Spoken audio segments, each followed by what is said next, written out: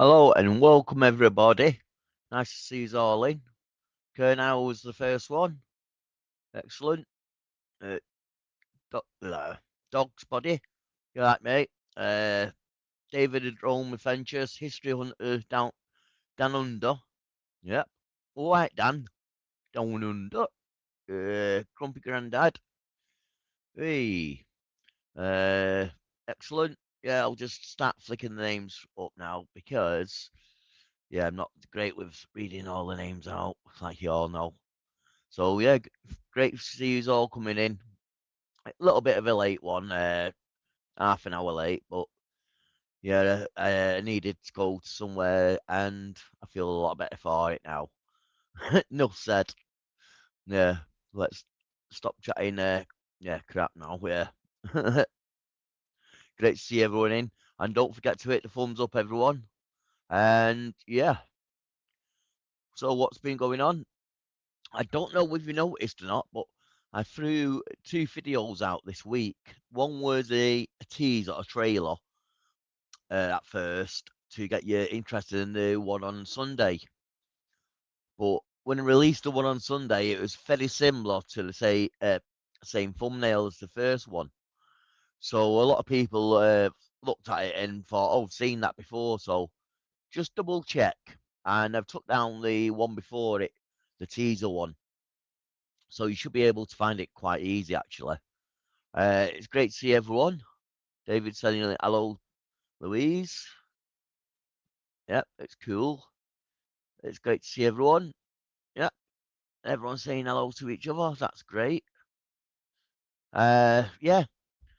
What happened about me head? Well, I'll show you the update sort of thing. It's there basically. So it's not too bad, like you can see now. It's sorted itself out, healed itself, and yeah, sunken in. It has a bit, hasn't it? Yeah. Oh, no, he's saying hello to someone else, I think. Hmm? I don't know. Whatever. Yeah, I'm getting confused. Yeah, so basically, nothing, I've not heard out from anyone. And yeah, I'm just waiting to hear from the police to come back, and that's it, really. There's no updates to give or nothing, but I'm not too bad, like you see. Uh, Daz is in, Daz, you alright, mate? Yeah, so like I say, I threw out the video. Basically, it's a Bellevue video, and I've done like the actual uh, trilogy. Yeah, that's what you call free, isn't it? A trilogy of Bellevue. So I've done the Bellevue Stadium where the dogs run. Yeah, Jason. Uh, done the dogs track uh, that we did, where the dogs run around in the grass tracking. Uh, yeah, and also did the picture house, the showcase that was there. And just next to that was the bingo hall, Mecca bingo hall that I've just did. Or was it Gala bingo, I think it was. Yeah, all. And basically that's the last three things round there before they go to, well, they've already done the dog ring now. It's houses. I think they're just waiting for uh, permission to knock down the bingo hall and start building something on there because there's a big car park and stuff like that. So I think that's what they go to do. And once it lands clear, obviously there's not going to be much you can see of Bellevue, what it used to look like, apart from the shop across the road. That's there since donkeys, like since it got built, basically. Yeah, makes sense, doesn't it? Yeah, so that's what I think's got to happen, and they call it a regen. They actually moved the speedway track. They don't do the dogs no more, but they moved the speedway track and grass tracking further up. Same road, just a bit further up on a brand new site. There he is saying hello to me. Excellent, mate. Nice to see you, mate. So, yeah, before all that, there was a fairground there. It's Bob's roller coaster, and there was a gigs going on there. Loads of famous people going to the concert hall and playing there. It was quite busy actually. It was like in the northwest of Blackpool of northwest of Manchester, or well, you know what I mean, like Blackpool of Manchester, should I say? And before all that, there was gardens, and it was a beautiful garden. And basically, what's happened there, it's like privately owned, and they had to pay people to look after the property and the gardens and stuff like that. So they had a great idea to charge people. I think it was a penny or something to come in, or something like that, or even less. I can't remember the money then. It was before my time. And then they opened the garden, and from the gardens, then it transformed into Bellevue Stadium or whatever it was called. What was it? Here's Matt. Hello, Matt. Introduce him. Hello. Hello. Welcome to the Secret Vault. Oh, sorry, the Urban Legend UK. Sorry, just a little slip up there. Oh, it's all right. It's mine and your show, really, isn't it? Tuesday nights. So yeah, it's the only regular thing I do in my life, because I can't be, as organized as this gentleman here. But my diary says, Matt, you have to have responsibilities in your life. You must go on the show. I'm like, do you know what? I could do that myself, really, couldn't I? But nah, that's not me. I could do it for somebody else, but I can't do it for myself. Yeah. Why don't you? Oh, because then I'd go, oh shit, I want to do something else tonight. But I like to have that flexibility. Oh, hello, what's happened to me? It's my true height, folks. I actually wear high heels, didn't you know? Sorry. There we are. That's a bit better, isn't it? I'm fully erect now and ready for action. Is you down under? Do you send the invites out? You said you No, because I literally just come back in the house. Literally got Pringle, Haribo, very bad for the naughty diet, and sugar. Lots of sugar. Well, actually 4 cans because that's all I could afford. Until I get some money off somebody I fixed a laptop for. So yeah. Anyway, it's all good. I love being skint and having £2 in my account and scraping together 20 pences and 5 pences off my desk. I'm winning you about £100 pence. Yeah, I can't. Money just burns a hole in my pocket. It always has done. It goes nowhere these days, though, does it? Nah. Packet of cereal, £5. I was gonna. Yeah, I was gonna. That's the one. I was gonna buy these cheap ones from Co-op because they were £4 instead of these are £5.25. And then I looked on the Co-op app and it said £1 off Carling. So I was like, oh well, it's £4.25 then. Yeah, if I have these, I can afford the Pringles and the Haribos. So yeah, my bill came to £7.25, and I think I got £7.38. So if I looked at my bank balance now, I probably got about 20 pence left in the bank. It's good though. I still got fuel in the car, and that's what matters. Even though it's got a broken spring, and I shouldn't be driving it. My mechanic said, "Don't drive it, Matt." And it's like, well, yeah, but I can't take the laptop to him, so I'll never get out of debt, and to be able to afford food. Yeah. Here's my head, Matt. I was showing everyone else, so I might as well show you. Oh yeah, shit, yeah. It's actually looking a bit better now, but Christ, wasn't looking like that the other day, was it? No. It's looking a lot worse than that. But luckily, you got your doodad done by the DR, Today, yeah. the If I DR. go to the hospital for an X-ray in my arm, because Mm. when I put my arm up and that big bruise there, it didn't feel sore after. Well, once all this over soreness went, it didn't feel sore at all. But when I touched down here, I get like a sharp pain, like a needle. So I'm just wondering whether it's fractured or splintered my bone. So that's why they sent us for an X-ray. But yeah, it's just a bit painful, and when I lean on it sometimes, it's like, forget all about it. Yeah. His head has healed fairly well. Why does my Co-op app try to sell me tickets to gigs for people I've never heard of? Why do they put this in a Co-op app?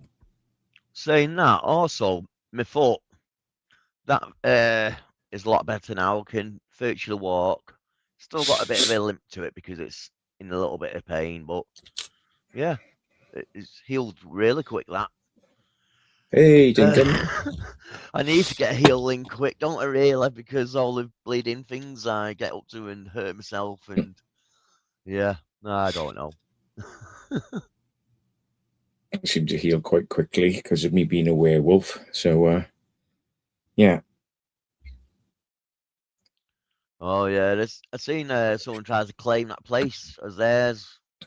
If only my urethra could kind of like expand, and then the bloody thing fall through. But break your arm or cut your head open, or somebody smash you across the head with a bottle, and it heals really quickly. But I can't bloody get rid of the kidney stones. Yeah. Yeah, but saying that, obviously your head needs to be healed really, because it holds blood and everything in, doesn't it? So it would heal naturally sooner, you'd think. Yeah. Yeah. Where your kidney stones, you've got to get operated on. Yeah. And I do like a bit of pain, to be honest. I've said this before, but I've got a very high tolerance for pain. High threshold tolerance, I think they call it, isn't it? Yeah. Would anybody like to tell me what cause they think is the best? Because Co-op say I can choose a cause. Coldfall Primary School, never heard of it. Homeless Action in Barnet. They said, by the way, these are in my area. They're not. This is community focus, inclusive arts for people 15 to 30.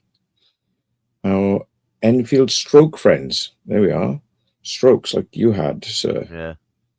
How about Intrasonus, which is martial arts for 11 to 15-year-olds in Islington.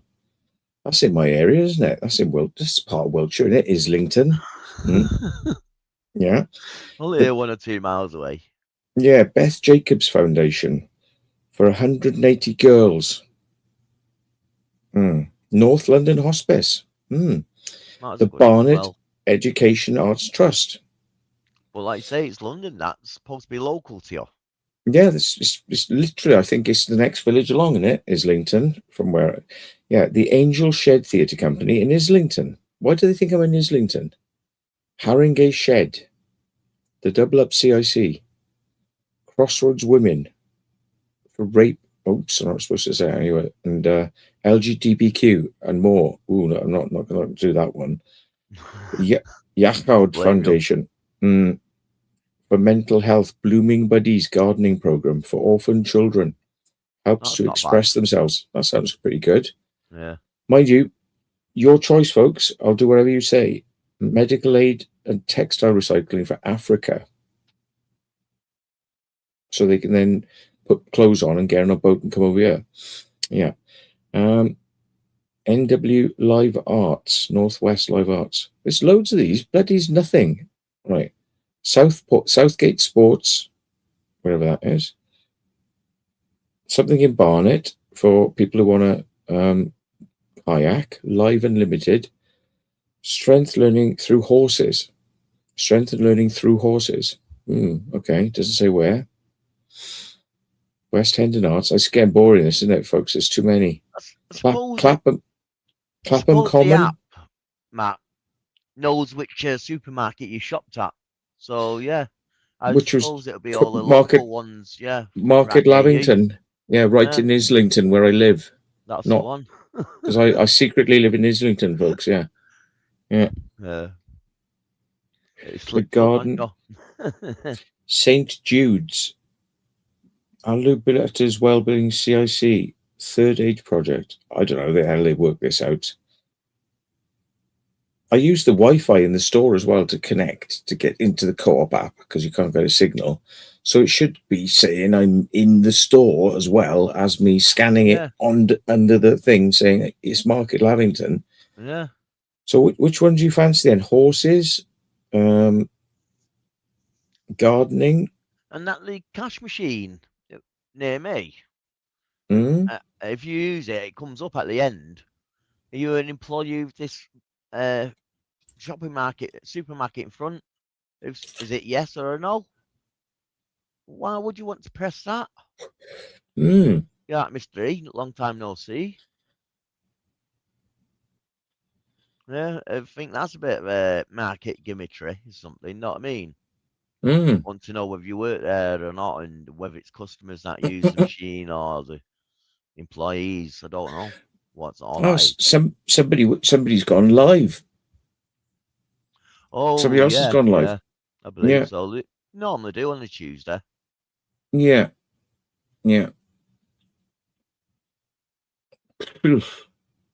Adrian's in the house. Excellent, Adrian. Hope you're doing well. Green teeth, eating food with lots of zits. Yeah. Info. Yeah. Bit like your breath, yeah, mate. Bit like your breath. Oh, yeah, data break. Yeah. It says it's this pie smells awful, bit like your breath. Then, yeah. Oh, he likes it now. You like shit, dear?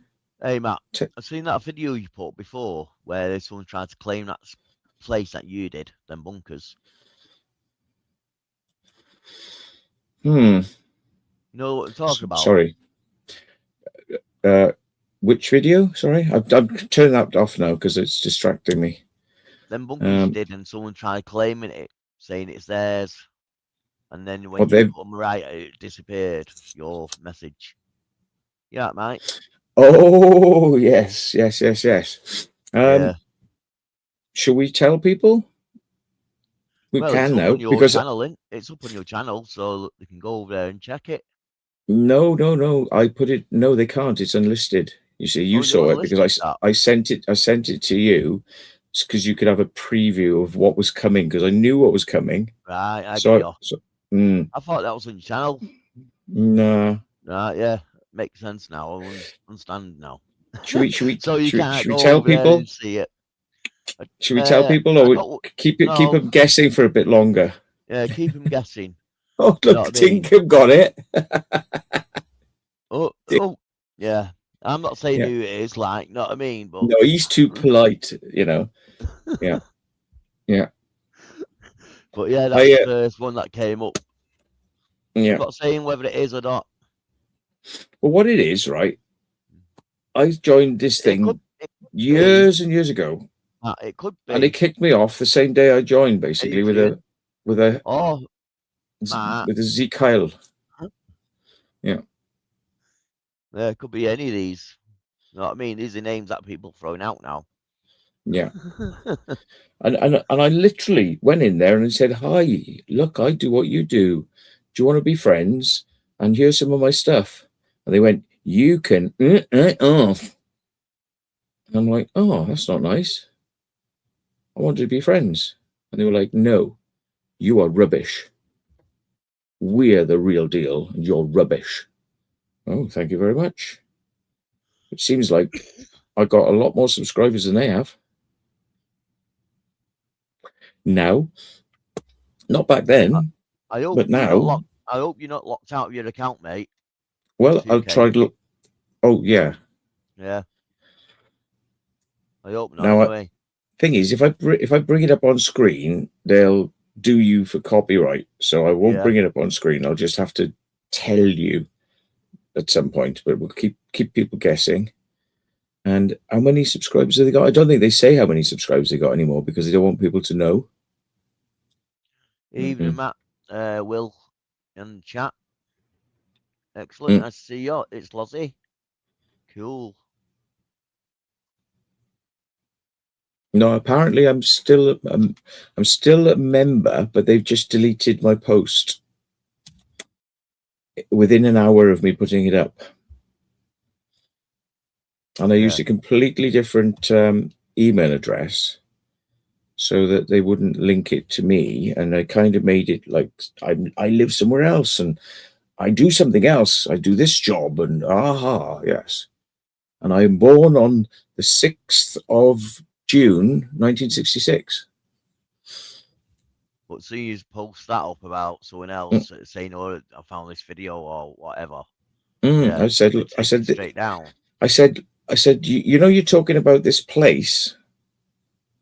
Well, there's this bald guy who's like doesn't like the police, and he went there as well, and he's got these videos, and within an hour, gone.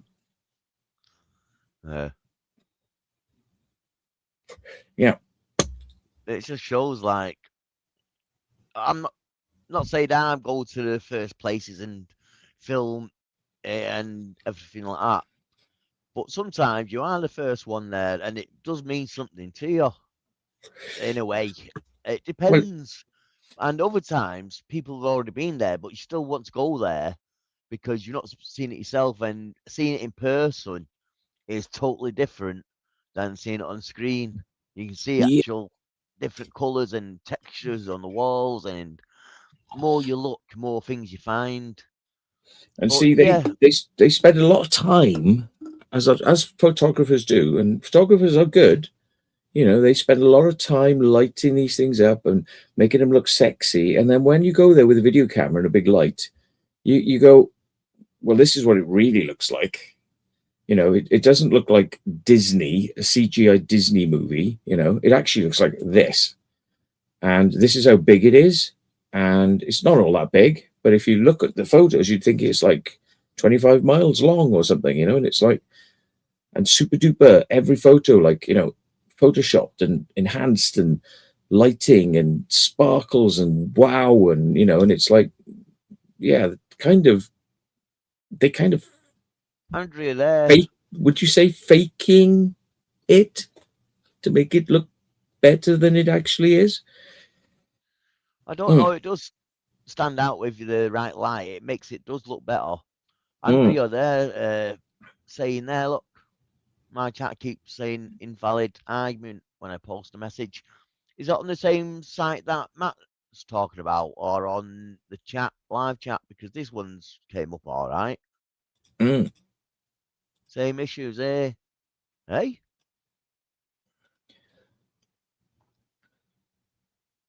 I don't know. Folks.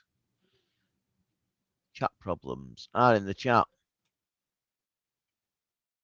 I don't know what's going on. Try restarting your YouTube window. That's not my, because I ain't got YouTube going, have I? Not too sure about that. A drone license now for a micro drone. I'm not too sure. They keep changing the rules on drones, don't they? I stopped looking, to be honest, because they keep on changing it so much, you know, that it's very hard to keep up with it. So my philosophy is you should do what is sensible and safe. And if anybody pulls you up and says, oh, no, the rules change, you can't do that now. Well, in 2 months' time, they'll go, oh, actually, you can do it now 50 times more than we allowed you originally. So you never know. They keep moving the goalposts. And if any, you know, police officer said, I'm sorry, you can't fly that close to people. I go, oh, didn't you know that changed last week? Actually, you can fly really close up to them now with a massive drone. Didn't you know that? I went, yeah. Oh, no, I didn't know that. I said, yeah. The week before, it was like you had to be half a mile away. But then that broke rule 1, which is that you can't fly more than 400 meters away. So, and then they changed that, and now you can fly half a mile away. And then they said you couldn't fly at night, and then they said you could fly at night. Yeah. And then they said you couldn't fly over people, and then they said you could fly over people. And then it's like, so you never know what the rules are. So didn't you know that they changed it, and I can actually fly right up to somebody's face with my blades, like a couple of meters away from their face now, actually, officer. And they go, really? And I'm like, yeah, go and check. Yeah. Because police officers are always like, 3 or 4 years behind in what they think you're allowed to do. Yeah. Or not allowed to do. Yeah, that's true. I've seen quite a few people on videos on YouTube where they're flying the drones and the police actually get called over. And they don't understand. And some of them have been drone pilots themselves. And even they had to update the system there and then and ask straight in, radio in, to find out. Yeah. And I always say to them, look, at the end of the day, screw the drone license. I'm a private pilot. That supersedes everything. And yes, there are rules for drones, but I know how to fly an aircraft. And guess what? I can fly an aircraft in situations that a drone wouldn't be allowed to fly in. So what does that tell you? And that thing's 250 kilos with a lot of fuel on board. And if it crashes into somebody, there's going to be a lot of problems. And I can fly down here and do that. But they say you can't fly over there with a drone. I can in a big aircraft. Duh. Drone's not going to do any damage. Big aircraft will. Where's the sense in that? A lot more, yeah. Hmm. Heard about the crash that happened up in Rochdale recently, last week? Up an aircraft? Yeah, light aircraft. Both of them passed away. Oh dear. You got to be badly out of control to do that, because I mean, most aircraft should be able to glide down, yeah, and find somewhere. You can always find a field or something, or even a road if necessary. A playing field, a golf course, anything. In an emergency, you can land anywhere. So they must have been like out of control and going towards the ground, and really fast, which probably tells me that they were spinning out of control, which meant they'd stalled the aircraft. No, they actually hit a power line, I think. Ooh, that'll do it. Yeah. I think that's what actually happened to the power line in the picture next to it. Was it a low down one or a high up one? Depends if you're in the air or low on the ground. Well, the thing is, they tell you don't fly below 250 feet. Not because you're allowed. You can fly down to ground level if you want to, as long as you're not flying over a house or a person or an animal. You've got to be a certain distance away from those. It's like when you was driving flying your drone at Bellevue. You flew it around the track, and then at the last moment you seen a wire. I went, whoa! You know what I mean? Because, and obviously that's a drone. If you're in a helicopter going that fast, you wouldn't have had a chance to see it. Yeah, but the thing is, you should know there's wires there, because there's big pylons to the left and to the right. So there's going to be wires hanging between them. So what are you looking at? Because you're not meant to be looking in and around and playing with maps when you're down that low. You're meant to be looking out, really carefully looking out.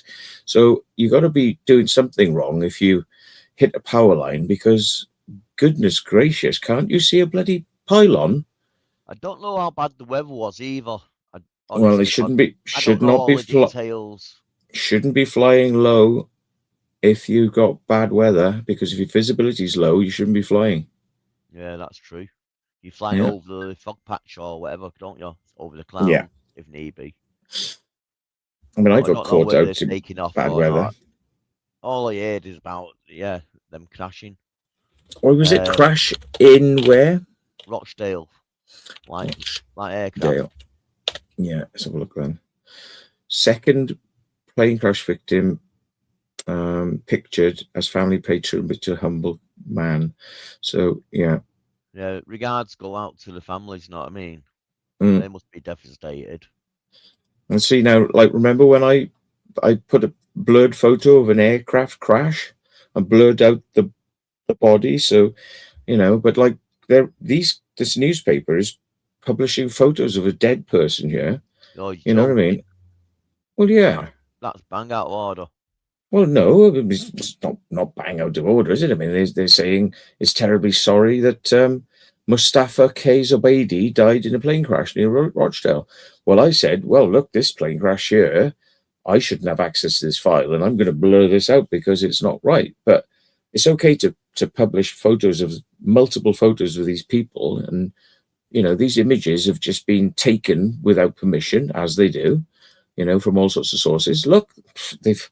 Oh, do you want There's me a to bring link. it up? There's a link there if anyone wants to see. Scoob's through up. Scoob saying, I've just got an error message, so something is up, guys. Every comment Mm, is now an error. mm. I don't know what's going on there.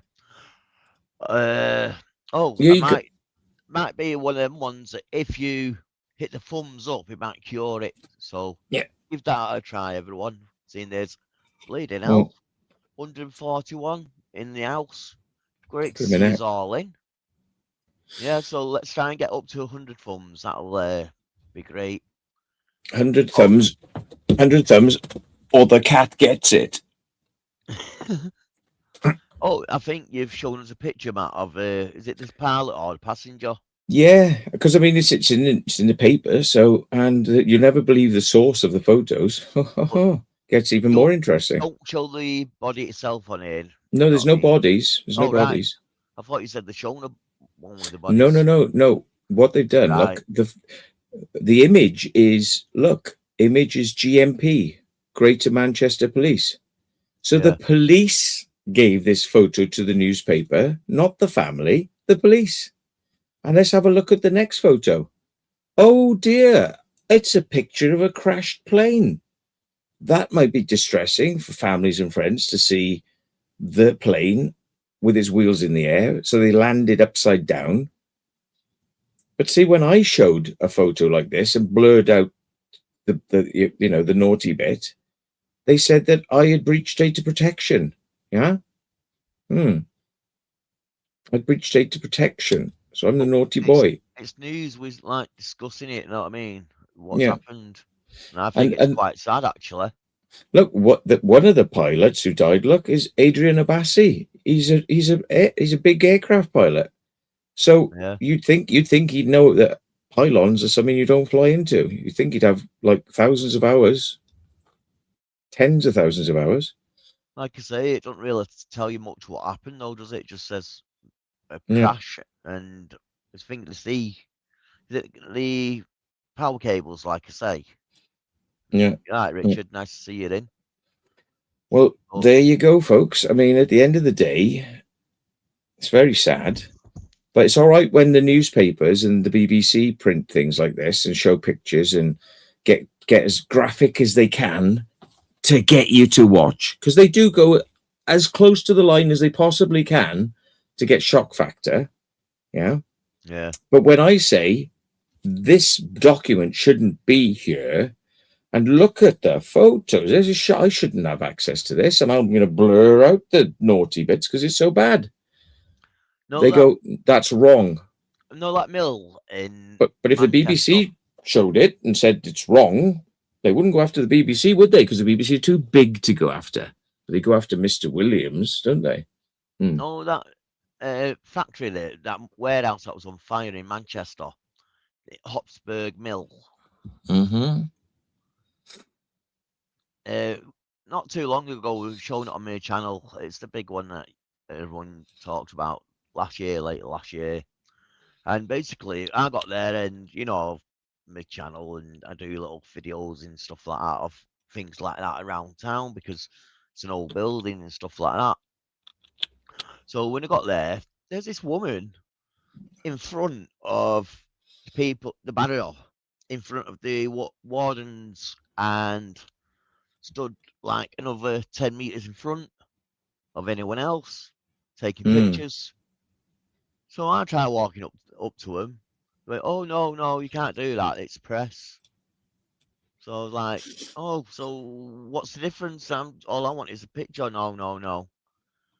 So basically, what I did, I went back to the where the crowd is on the right side of the fence, and right in the corner there was a gap where the car park was closed because of the fire, and there's like a ramp going up. I just walked up the ramp and I got in front of the lady who was taking a picture off of the newspaper. And they're like, oh, there she is, and filmed her down at the bottom and said, yeah, she's seen me anyway. And I got the better picture. And yeah, it's up there now if you want to go and see that video. But yeah, I thought, they're not stopping me. Let's go up the ramp. Yeah. Saying that, once I done that, quite a few people did. Well, I'm back in the NUJ again. I'm a union journalist. I was many years ago when I worked in Customs and Excise. I was an NUJ journalist, and they helped me to say, well, why can't he be a journalist when he's in Customs and Excise? Why not? What's the problem? People write books. What's the problem? You know, why can't he write for magazines and things? It might be because you can't have your own idea because you work for the government, probably.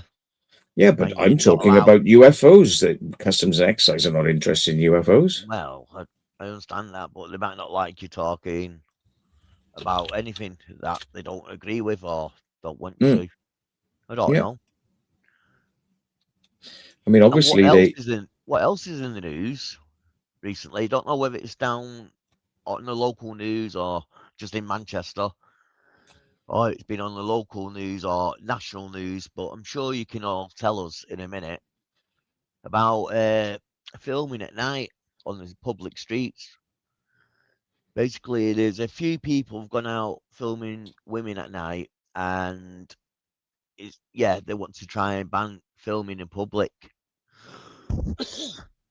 of the women. Obviously, that doesn't mean it's right.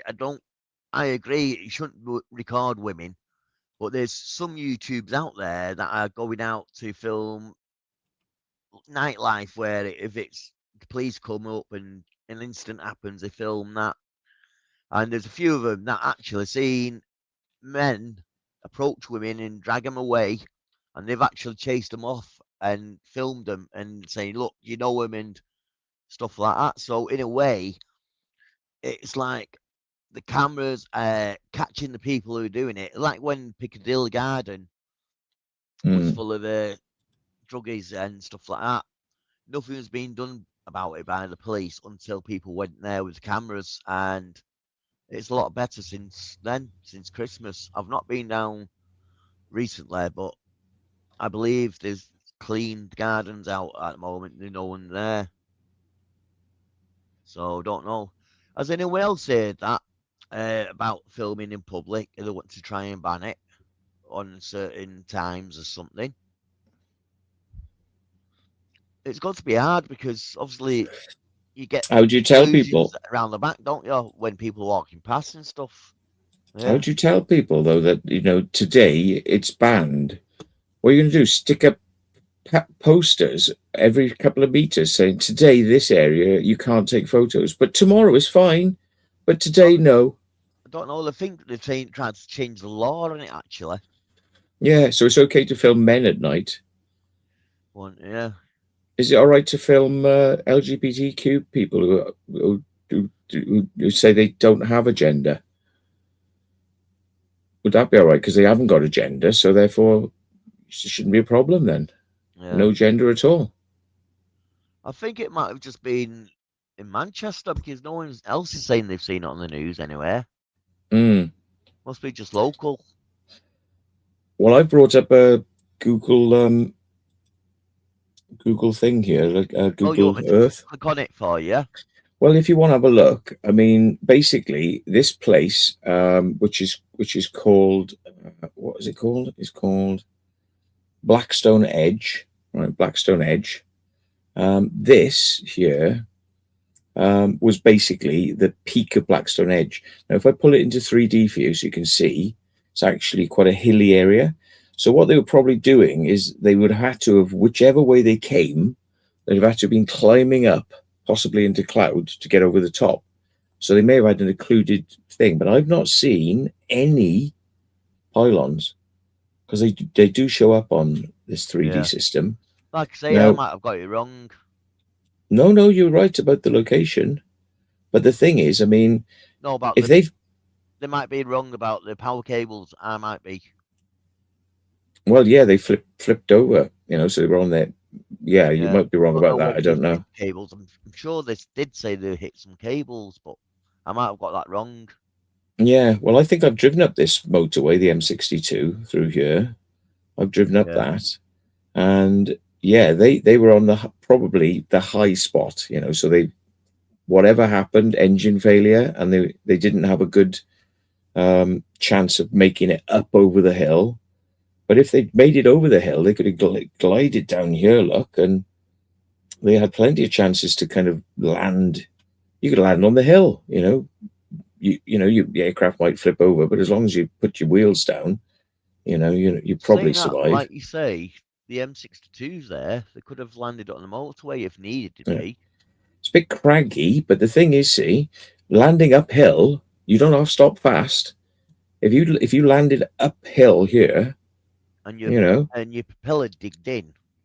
Well, you just flip the aircraft up at the last minute and touch down, and it's like going up a hill. You slow down really quickly, and you might pull your wheels off, but you're going to really be slow because by the time you touch down in that sort of aircraft, you probably could be 50 miles an hour, and going uphill 50 to 20 would be like 2 seconds, So landing uphill, would be the best thing to do, really, because landing downhill means you'd be doing 50 and 50 and 50 and 50 and 50 and 50. You know what I mean? So yeah, that M62, that's the one with the farm in the middle of the motorway. Mm. Know where it splits off? That's Rochdale, Hollingworth Lake up there, that lake. Right. But the other way, if you go the other way, the farm's right in the middle of the motorway where it splits. I think it's just over the hill somewhere, just round here. Keep going. Look, it splits there, look. No, that's not it. Mm-mm. You can actually tell. There? Yeah, that's there. it. Yeah. Interesting. I've actually spoke to the farmer who lives there, and he actually let us have a go on our bikes on his land. Oops, sorry. What happened to that then? Fair enough, he wanted to get paid for it, know what I mean? So we just threw him a couple of quid and let us go in the fields. Yeah. No, it's quite famous, that. I mean, land in the reservoir. Just they say if you can land on water, just jam the doors open with your shoes, so that the doors don't get jammed shut, and it's good for the water to enter the canopy. It's good. So you basically, if you're thinking, damn, it's too rough, we're going to hit these rocks, glide down, land on the water, but land near the edge of the water, so land, and you just skim it in, yeah, and then when your nose comes down, it'll plop in, it'll stop you nice and quick. The canopy will fill with water. You unhook yourself, you take a breath, unhook yourself, get yourself out because the doors are jammed open because you jammed your shoes in the doors. And you just swim to the shore. Can I just say to Daniel, he's off because of his message error. All right, that message you sent us is an error. You shouldn't have sent that message. Saying you're off. Nah, I can understand if it's that bad. Yeah. I don't know what's going on. It's catching a bit then, mate. It must be really bad then because everyone's going on about it. Do you reckon if I cut the live stream and restart it, it would fix or what? Or well, you could. Reckon it could be just YouTube for the night. Well, it's going to be YouTube, not StreamYard. So restarting StreamYard ain't going to help. But you'd have to completely create a new stream in order to kind of jig into a new chat on YouTube. So, tell you what, I'll just keep it how it is because what the audience is 176. Unbelievable. right. I can't believe how many people are actually watching it at the moment. You are Yeah. right. They might have hit pylons, and have a look at this because it gets more interesting. I've just found the actual pylons that they crashed into, and guess what? They deployed their parachute for the aircraft, not a personal parachute, an aircraft parachute. So they knew they were in trouble. They deployed the parachute, and it got caught in the pylon there. Look. Ah, is that what happened? So they were like using a parachute to land the plane because the engine or something went wrong. Yeah. And they're being blown into that and ended up upside down. Yeah. And usually parachutes, they're called ballistic recovery parachutes for aircraft. You know, you land very gently, and it must have been that the wind was up and the wind blew them into this, and then they must have had a nasty swing, and then bang, Yeah, the lines could have snapped or anything. Yeah. Or even the cable could have snapped with the weight of the plane and the parachute. Yeah, they found a missing part of a parachute system for the aircraft, killing 2 men. Yeah. Adrian Abbasi and another man who the family have decided not to share his name, but the police did, and a photo. Yeah. That's so you pointed it out. You didn't you, GMP? You said, "Oh, look, this is a picture from the GMP." Greater Manchester Police named him. The family didn't want to. See?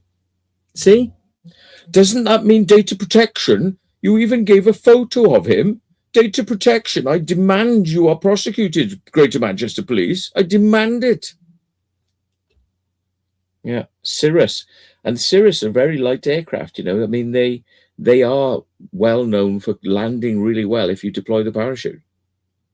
Yeah, you can't get them on all the small planes, can you? Or can you buy them as a aftermarket safety device on small planes? You can, but you've got to have it checked out by specialist inspector who's got to sign it off. And of course, it adds weight to the aircraft. So your aircraft will be certified for that weight and not above it. And you're not allowed to do modifications that add to the weight because it changes the center of gravity. So all that, if you put weight at the back, because ballistic recoveries are usually behind you, so you're going to make the aircraft heavier at the back, so it's going to want to naturally tip up. So you have to actually do things to add weight to the front to make it balanced. Yeah. So, but a Cirrus is designed to have a ballistic recovery parachute when you buy it. And yeah, images are circulating on social media showing a yellow parachute caught on a pylon. So it might have detached and blown up to the pylon, but it might have got caught in the pylon. Yeah.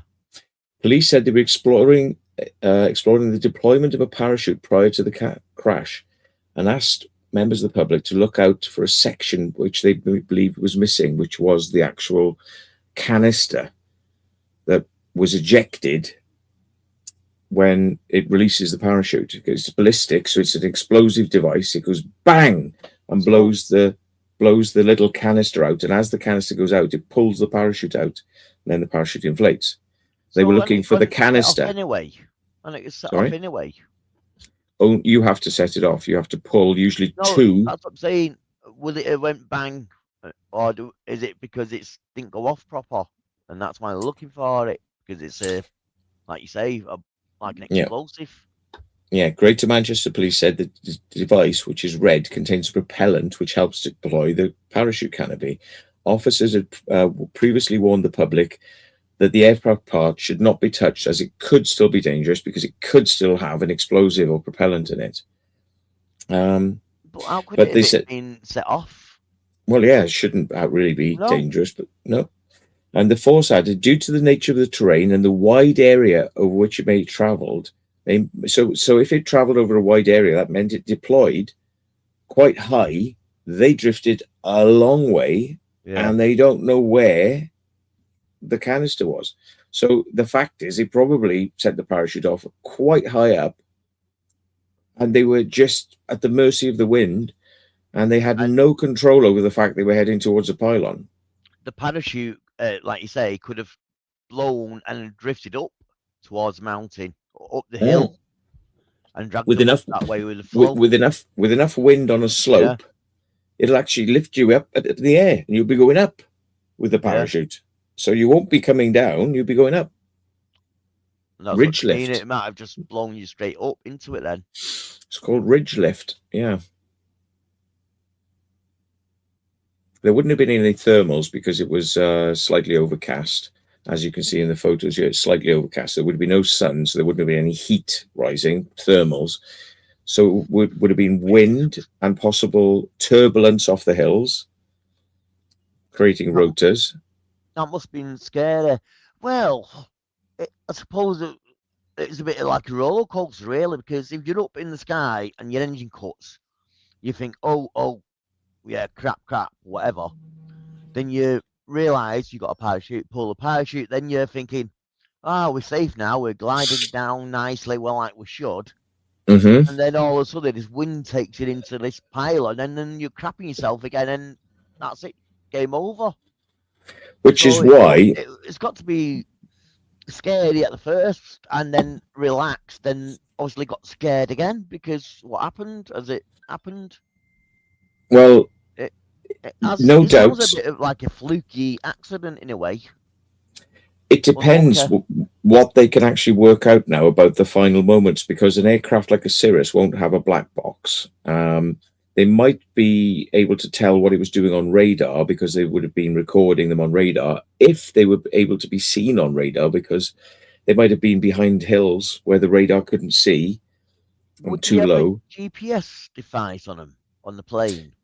They probably have a GPS, but and then match that up to the radio signal saying Mayday, Mayday. It depends if they called Mayday. I wonder if they did. Yeah. I mean, things happen pretty quickly, and you could call Mayday when you're coming down with a parachute because you haven't got much else to do. It's pretty like, now's the time to call Mayday.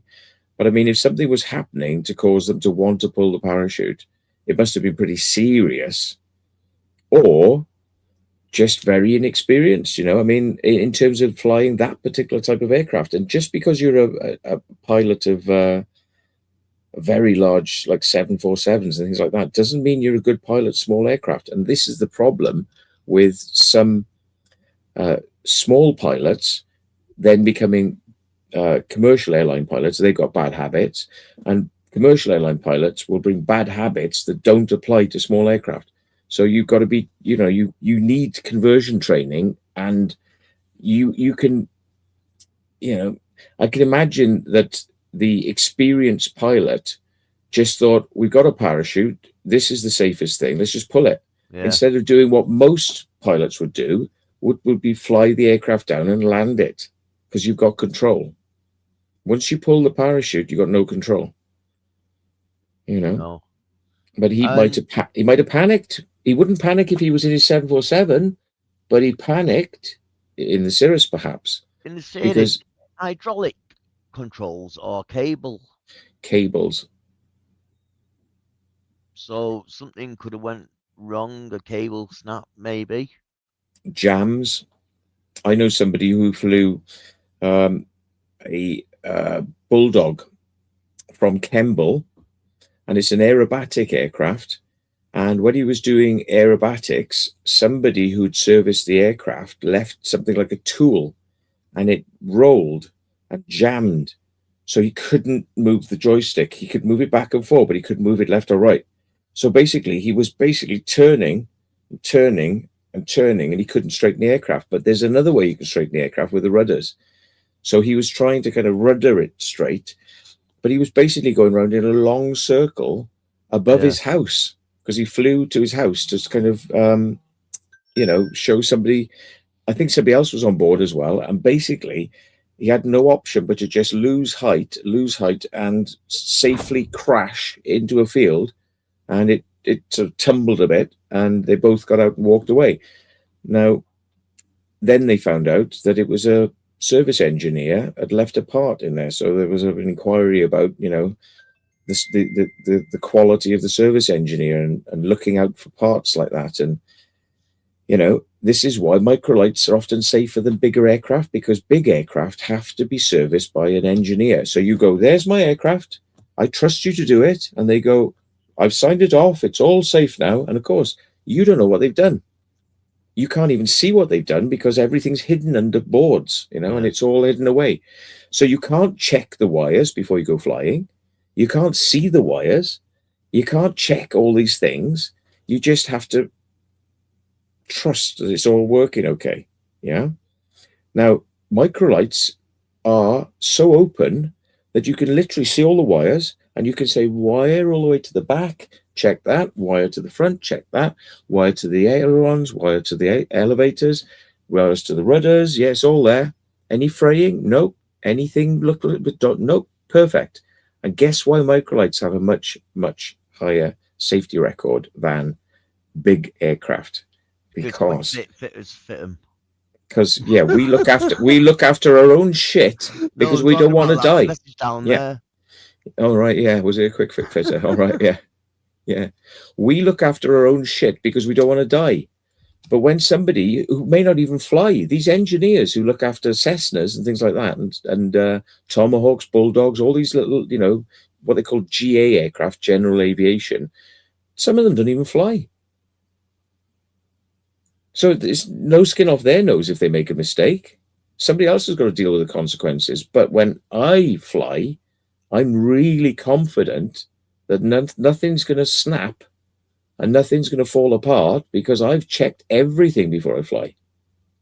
Yeah, pre-flight checks and stuff like that. Like you say, though, when we're on commercial ones, pardon me, we've got to just rely that checks have already been done and everything's fine and stuff like that. But obviously, a big commercial plane, it's very hard to check over in 10, 15 minutes of every single moving part and the electrics. Yeah. Unlike a little one. So, yeah, when we're on holiday, we're just putting our hands in people's lives, really, aren't we? But saying that, we do that anyway, getting on the bus, know what I mean? Or anything. Yeah. Really. I mean, it's not so bad with cars because, a wheel can fall off, you're still going to stop. Your brakes can fail, you can still stop. Loads of things can go wrong. But with an aircraft, if something goes wrong to one of the wings, then you're going to tumble out of control. And if you lose the ailerons to keep you straight, you're going to nosedive. You will always nosedive because the aircraft is designed to be heavier at the front. So you will go straight down. There's not much you can do to stop it. So the most important ones to check is the ailerons at the back that keep you level. And then the second most important ones to check are your ailerons. And the least important one is the rudder. So you make more effort to check the elevator. Secondary is the the ailerons. And, you cursory quick look at the rudder. That's left and right at the back, you mean? Yeah. Yeah. Yeah. When we made paper planes as a kid, if we threw it and it went nose down, what we used to do is get the back of the paper plane and put a rip on it and then push it up on itself to have a little rudder, like you say, on the back. So it drags it and keeps the nose up. Yeah. And we was like kids, and it was like learning us science just by playing with planes. Yeah. Yeah. What about the pilot who crashed the Hawker Hunter at an air show, wasn't it? And he did a stunt that he wasn't authorized to do. He hadn't practiced, and he decided to do it on the day, and he lost control. And I think it crashed into people, and close to a road, and everything about what he did broke all the rules of what you meant to do, at an air show. and it was pilot error. There was nothing wrong with the aircraft. It was pilot error, 100%. Shoreham, that's right. Yeah, it's a kickboxer. Yeah. Where's that in England? Shoreham's down on the south coast, like Brighton, Shoreham, Bognor Regis, Bournemouth, somewhere like that, I think. Yeah.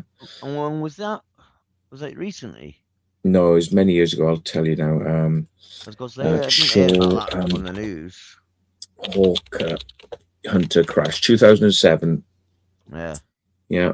A T-7 Warbird crashed into the main road during an aerial display. Yeah. And it killed 11 people and injured 16 others. It was the deadliest airshow accident in the United Kingdom since 1952 Farnborough airshow crash, which killed 31 people. The aircraft failed to complete a loop maneuver and crashed, hitting vehicles on the A27 road adjacent to the airport. The pilot, Andy Hill, was critically injured but survived. And as a result of the incident, all civilian registered Hawker Hunter aircraft in the United Kingdom were grounded, and restrictions were put on place on civilian vintage jet aircraft displays over land, limiting them to only do high-level fly-pasts and banning aerobatic maneuvers. And he was charged with gross negligence and one count of endangering an aircraft, but he was found not guilty on all counts. In the end, the organisers of the Shoreham Air Show denied any responsibility for the crash because he decided to do a funny little, deviation from what he was meant to be doing. Yeah. So the inquest for the deaths of the victims was scheduled to be held in 2020, but it was delayed due to COVID. And in November 2022, they sort of had some procedural issues. In December 2022, the coroner found that the victims were unlawfully killed, as their deaths were caused by an incorrect maneuver of a gross series of errors, And Hill's, this is the pilot, Hill's final appeal for review of the decision to reinstate his flying license was denied in May 2025. So he wanted to get he literally wanted to get his license back after doing all that and killing all those people and being found not guilty, even though it's quite obvious he did something he hadn't practiced for. It's near Brighton. It's near Brighton, Shoreham. Say about that message on the screen now. Is that about the messages on YouTube? If you do highlight and copy names, it'll say error message. Is that what you mean, Adrian? We've got well-known in memory gatherers. Excellent. Everyone's saying hello to everyone.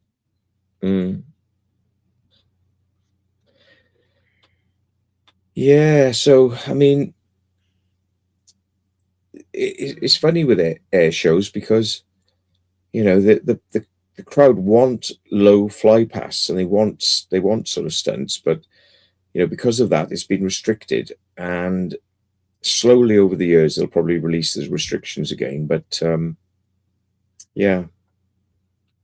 I mean, the closer to the crowd, the more excited the crowd get. So it's kind of like, you're damned if you do and you're damned if you don't. Seeing that we're talking about planes, and obviously Stockport, I'm from Manchester and Stockport's not too far from me anyway. Have you ever heard of the Stockport air crash? I may have watched something because I love watching air crash videos, and as a pilot, I love watching how it goes wrong, because you learn something and you think, well, I won't do that then. But usually, it's big aircraft go wrong the most, to be perfectly honest. So what is it? Southport? No, Stockport. Stockport air crash disaster. 1967, was it? Yeah. I'm just going to the toilet, wow. So you can obviously take over while on that, what we're talking about now, while I'm on the toilet. Well, if you want, well, I was going to say, if you want to share a screen, then I can. Yeah, I can do if you want. If you share a screen, and I'll bring up the pictures then, so it kind of illustrates the point. But yeah. Oh, look, Oh, look, what's that about? Oh, right. Here we go then. Where's the oh, that's it. Yeah.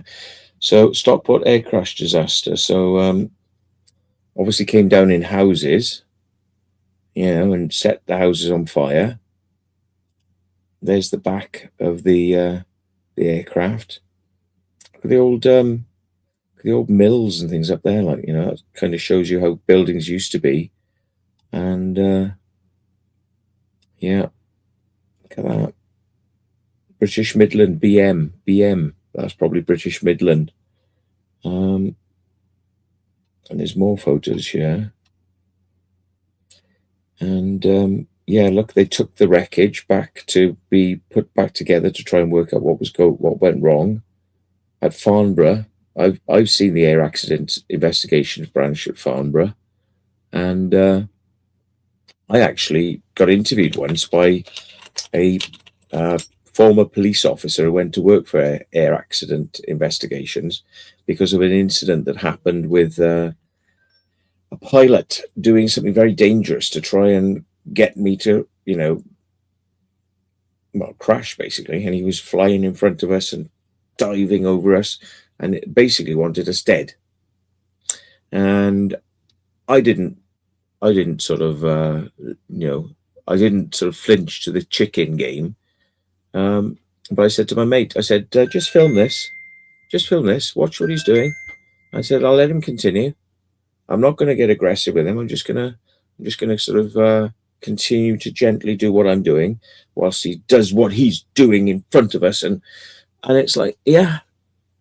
And he got in a lot of trouble for that because you're not supposed to do that. He got in a lot of trouble. And my mate said, why were you so calm whilst he was doing all that? I said, because I know if you go near this airfield, this psycho will get an aircraft and try and do this to you.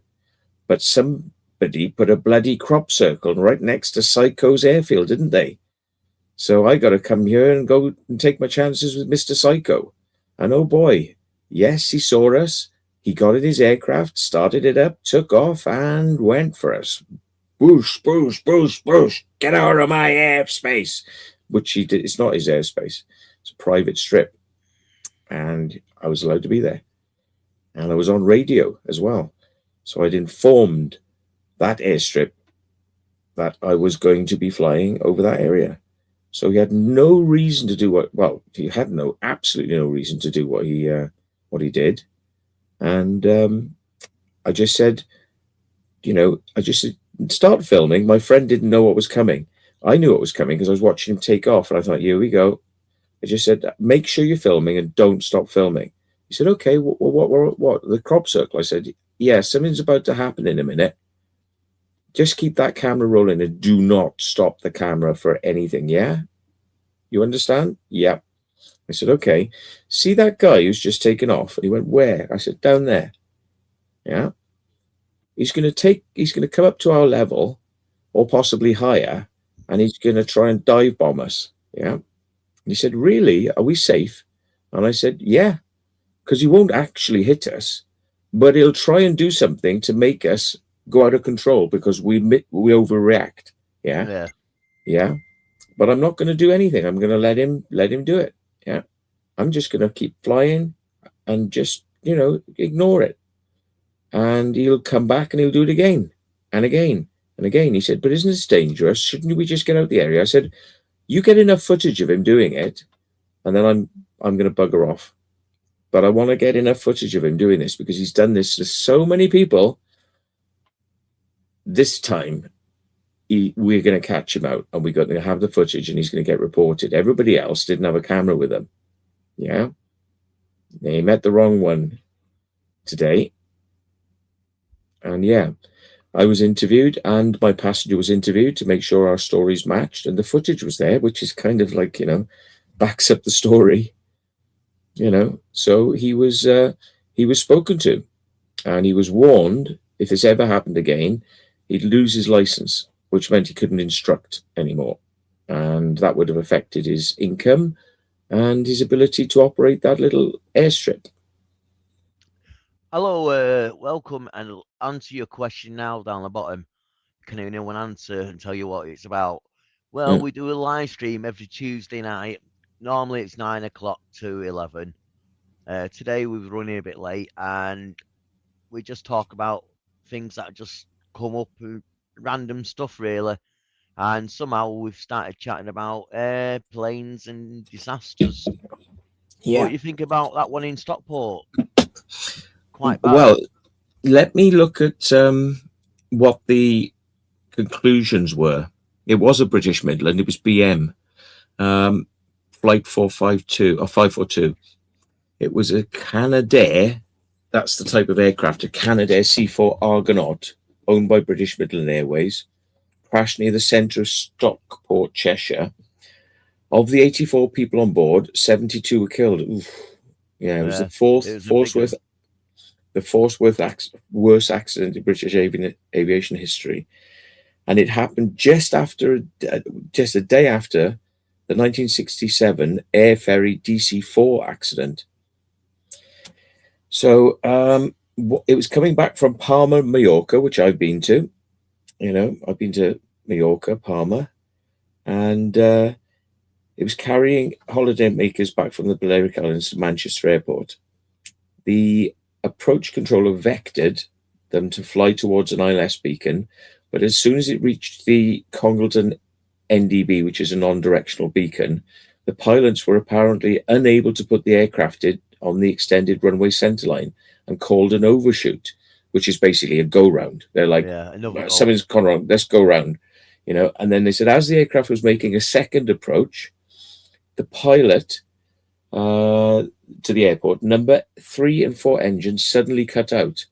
Now, it was a 4-engine aircraft, and it should have been able to maintain height, but lose a little bit of height, and then the number 4 propeller was feathered, and number 3 kept windmilling.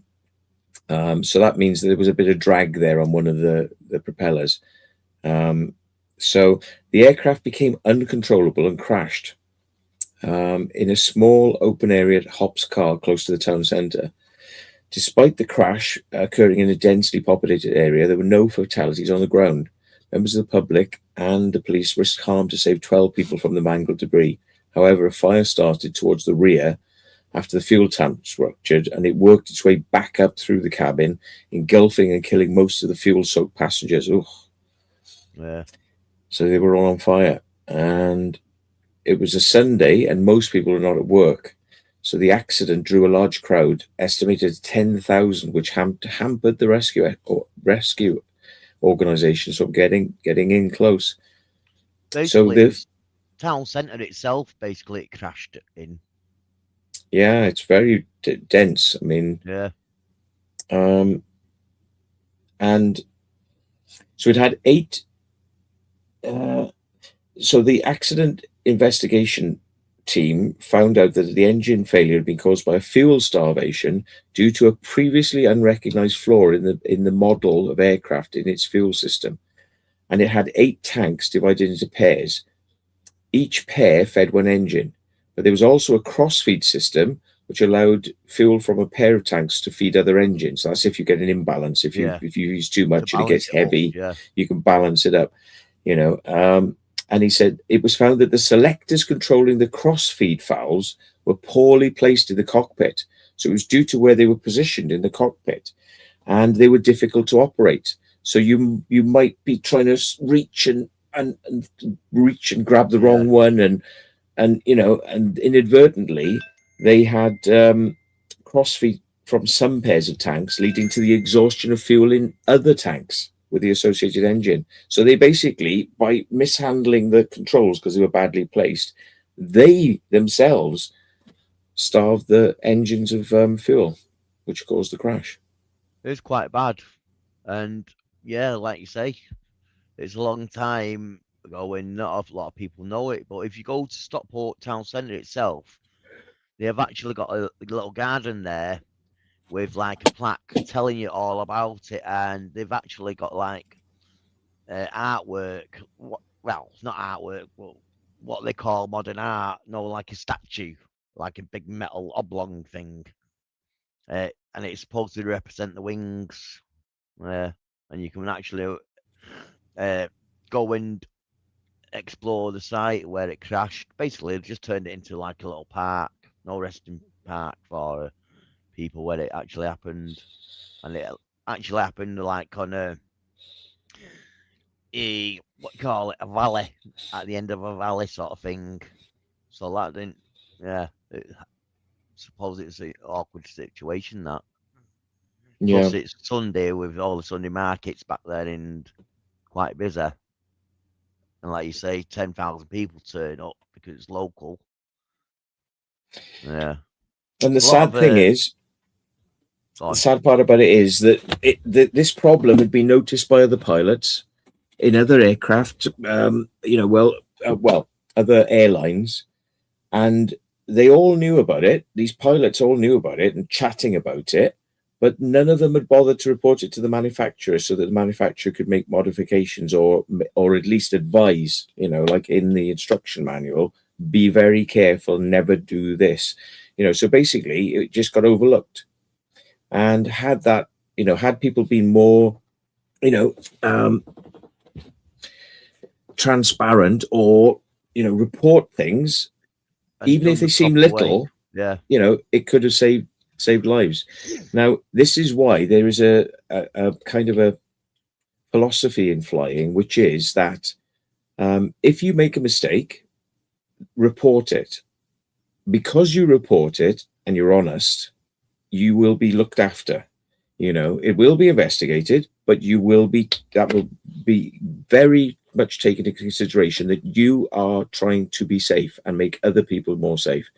So everyone can learn what not to do. And there's even anonymous reporting. So if you're worried that it's going to come back on you, it might affect your job as a pilot or whatever, you can anonymously report it. And just report it. Just don't let these things slip through, because you can't afford for these accidents to happen in aircraft. You can in a car, but not in an aircraft, especially a passenger aircraft that's got a lot of people on board. So really, this is why I reported that pilot, because lots of people had tried to, but there was no evidence, and a lot of people thought it was just not worth it because, nothing will ever happen to him, and this sort of attitude. And I said, no, somebody must, and I will, even if you haven't. And I spoke to many people, and they said, yeah, we know he's done this, he's dangerous, he's done this. And I said, well, when the time is right, if I get any evidence of him doing it to somebody else or me, I'll go forward with it. And I did. And it just made him wind his neck in, because that's all I wanted. I didn't want revenge. It's just calm down. Stop the rage. Stop the air rage. We're all trying to fly and have a nice time. And we can't if you're going to be like this, and it's danger. Not what I mean, to not just him, to other people and the public, because if it comes down, it's got to land somewhere. He was personally responsible for the death of a hang glider pilot, because he modified a hang glider, made it unsafe, and then gave it to a student pilot who was inexperienced and said, that's safe. And he took off, and within seconds was dead. And he was banned from hang gliding instruction for life. He was very lucky he didn't get done for manslaughter. And he said, well, fuck the lot of you then. I won't hang glide anymore. I'll do microlights, because they haven't banned me. So he switched over to do microlights. And there he ruled with ruthless anger, fighting, fist fighting, threatening, rage, air rage, damaging other people's aircraft on the ground. All sorts of things this guy used to get up to. He was an absolute menace and a psychopath, and he's dead now. He died of cancer. And he lied. He lied and said that he was a fighter pilot in the RAF. Was he the one who damaged yours? No. He did actually take mine apart and refuse to put it back together. Yeah. But he didn't. Which is damage. It is damage. Just wondered, that's all. But and I said, I gave him an ultimatum in the end. I said, look, Tony, because his name was Tony Hughes. I said, look, Tony, you've had this apart for 6 months. Can you put it back together in a reasonable time, please? And he said, I'll fucking grab all these bits and throw them on the main fucking road. What do you think about that? I said, fantastic. I'll take photograph of it and video, and I'll put it on my YouTube channel, and I'll send it into Microlight magazine. And then everyone will know that you are definitely the pilot that you should never go and have instruction with. Would you like that? Because I write for Microlight magazine, don't I? I write for them every other month, don't I? Now, I'm not wanting to threaten you. I'm just asking you to rethink what you just said about throwing my stuff on the road. Because I don't want to put you in Microlight magazine, Tony, but you honestly, with the way you behave, deserve to be. But you see, I'm not like you. I just want my aircraft done. Yeah, I don't after revenge. Just do the fucking aircraft. You've had it for 6 months. You told me it needed to be stripped down. I didn't think it did. You insisted, and you took it apart, and then I couldn't fly it, and I had to fly your aircraft, which I had to rent. Hey presto, so you've had a load of money off me that I shouldn't really paid you, correct? And am I complaining? No. I just asked you a simple question. Could you just please put it back together, dude? Yeah, but What did there's you? a Yeah, problem with the app or something. Yeah. It's just coming up errors, so you're not the only one. Tony's put Kickboxers put Tony the Tiger. Remember that? Yeah, cornflakes. There are other brands out there as well. It's very funny. You meet a lot of very, very important people, and you when you're flying, you know, people like doctors, lawyers, you know, royalty, commanders of air bases, and they all fly light aircraft, you know, for fun. And one of the guys that I knew really well was the base commander of Lynham, RAF Lynham, massive air base. And I used to go there and play 10-pin bowling because they had cheap beer, and 10-pin bowling was like £1 for a game. It was like £2 for a pint of beer. Great. So I was always in RAF Lynham. I think people are trying to suss out what's wrong with YouTube. Different ideas that keep coming up. And I said to him, I said, have you heard these stories about good old Tony Hughes? And he said, oh, yeah, Tony Hughes, is it? He said, what stories then? I said, about him being in the RAF. He said, I have heard people say that he keeps bragging about being in the RAF. And I said, well, are you fascinated to know whether he was or not? And he said, well, yeah, I suppose so. I could ask. I can go and check his personnel records, see if he's ever been in the RAF. He came back a week later. He said, I've looked, never been in the RAF. I said, but there's a photograph of him standing next to a fighter aircraft with an air suit on. And he said, well, he must have been an air experience flying day or something, because he's never been in the RAF. Absolutely not. We keep perfect records. We don't destroy records. So he's a liar. He's just a Walter Mitty. And I said, oh, thanks for confirming that. And then we had it basically set in stone that he was not in the RAF. Yeah. Any thoughts on the MH370? Well, my thoughts is, I don't know. It's like people are jumping on it and saying it's a conspiracy, and there is reasons people are saying that. One, because of the people who were on it, it's supposed to mean quite a few important people that were going somewhere, and yeah, they need to get rid of them. But there's so many different theories out there. At the end of the day, I don't know. All I know, it's supposed to have crashed and they're not seeing much. But then again, there was people saying it's landed and people got off and stuff like that. So I don't know. There's a lot of people just jump on the bandwagon and make things up as well. And then obviously it's fake news and then conspiracy theories and this and that. And yeah, don't get me wrong, all conspiracy theories are not wrong. There might be one or two that are right, you know what I mean, and come out in the end. Yeah. And Yeah. like, all I can say is Jimmy Savile. That was a one, wasn't it? Everyone knew and couldn't really get out. Yeah. Indeed. And obviously And the Epsteins as well on the news recently and but stuff. everybody was just looking out for themselves because even Esther Ranson knew apparently, and she used to deal with looking after kids so they didn't get Childline. abused. She's the one who Yeah, set up the Childline, yeah, and even for his she didn't. victims, basically. Yeah, and she should have been one of the first people to say, and even she didn't want to say why. Because don't rock the boat because it might mean your job, Esther. And everyone just thinks about themselves instead of thinking about what's the right thing to do and stopping it. Everyone's just thinking, oh, I don't want to be the one to stand out and make the statement and then, cause all the fuss. And what a load of bollocks. What a load of bollocks. I mean, nobody wants to be a grass, but come on.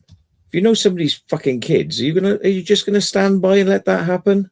You couldn't, could you? It's not Mullery. Especially if you've got kids of your own. Yeah. You got kids of your own, but you can let somebody else's kids get fucked. Excuse me. Yeah, let's Sorry. change the situation about that now, yeah. Yeah.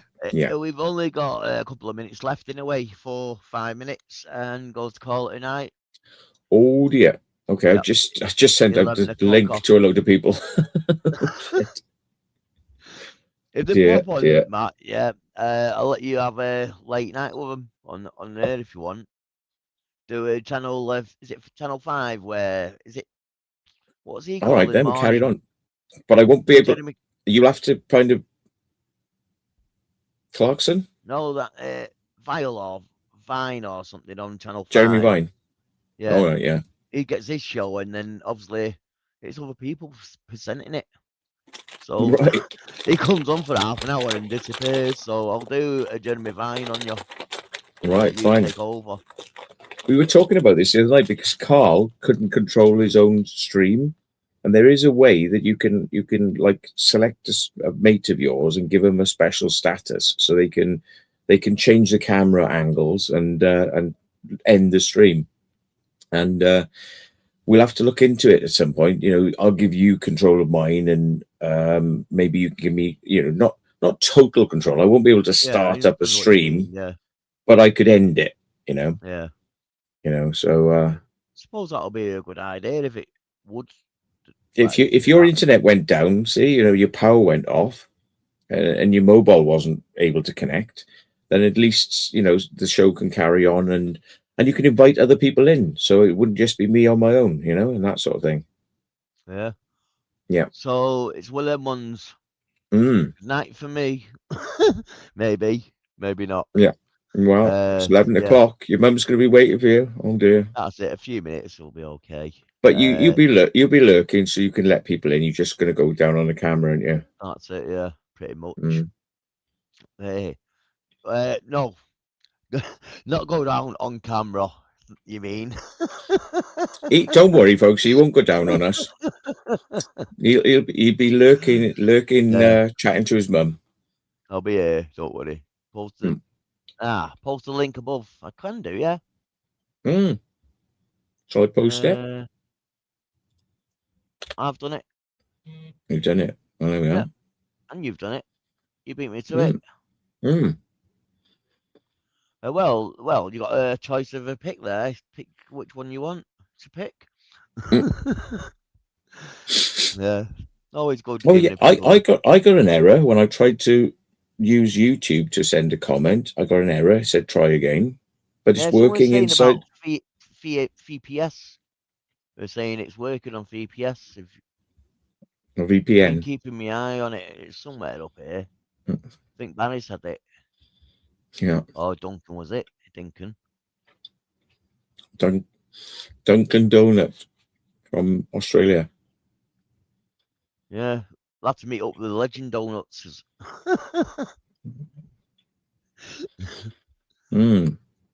Yeah, I'll pop Oh, on hang in a on. bit anyway, and Culture. if Yeah. I wait till some cut pops up, so you'll see us before the end anyway. Oh, If somebody wants to come on, we can let you up, and then it'll all be good. yeah. Obviously, if it's people who don't know, you'd have to have your camera on and stuff like that. Because people with no cameras won't be coming up unless we know you, if you know what I mean. Mm-hmm. So I don't quite know how you can kind of assign controls, but you will be there. If somebody pops in, you let them in, yeah? Yeah. Here's the one now. Basically, that's been going on all evening, and basically, I think it's YouTube app that's not working proper. But I believe if you use a different VPN, it works. Yeah, I think I know who this is, so I'll let him in.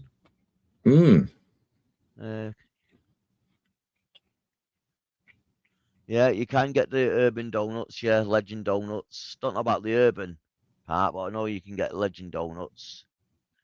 Because someone Googled it once on the live stream and it came back donuts. And also, they did the legend beer as well. That would be pretty funky if I could get hold of one of them bottles. Yeah, you can have the urban legend donuts. You ready, mate? Steve, are you there? Oh, is it a nocturnal? Steve Arnold. Arnold, okay. I hope I got his name right. He's in the background, can't see him, or no thumbs up yet or nothing. We'll see whether it's him or not.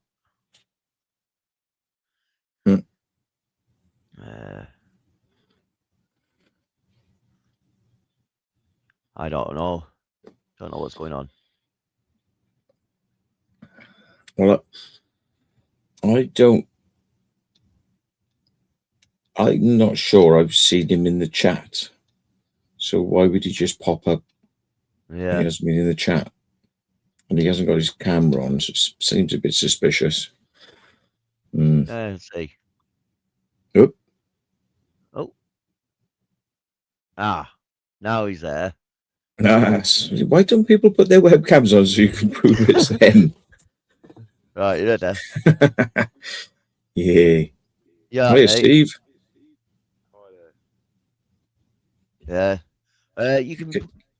Go down off camera if you want.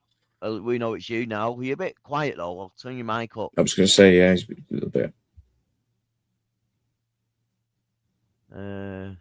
Mic. Edit mic.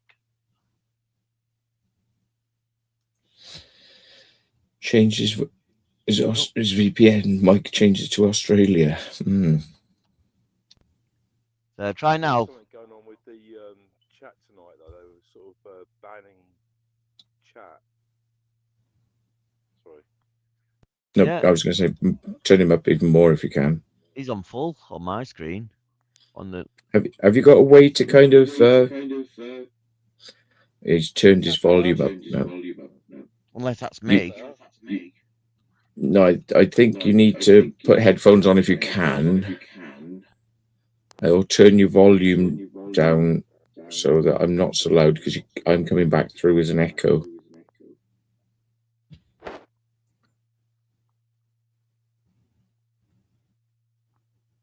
But we'll be able to hear you without echo. Just me echoing.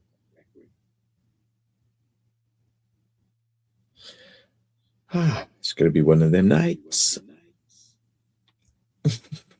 You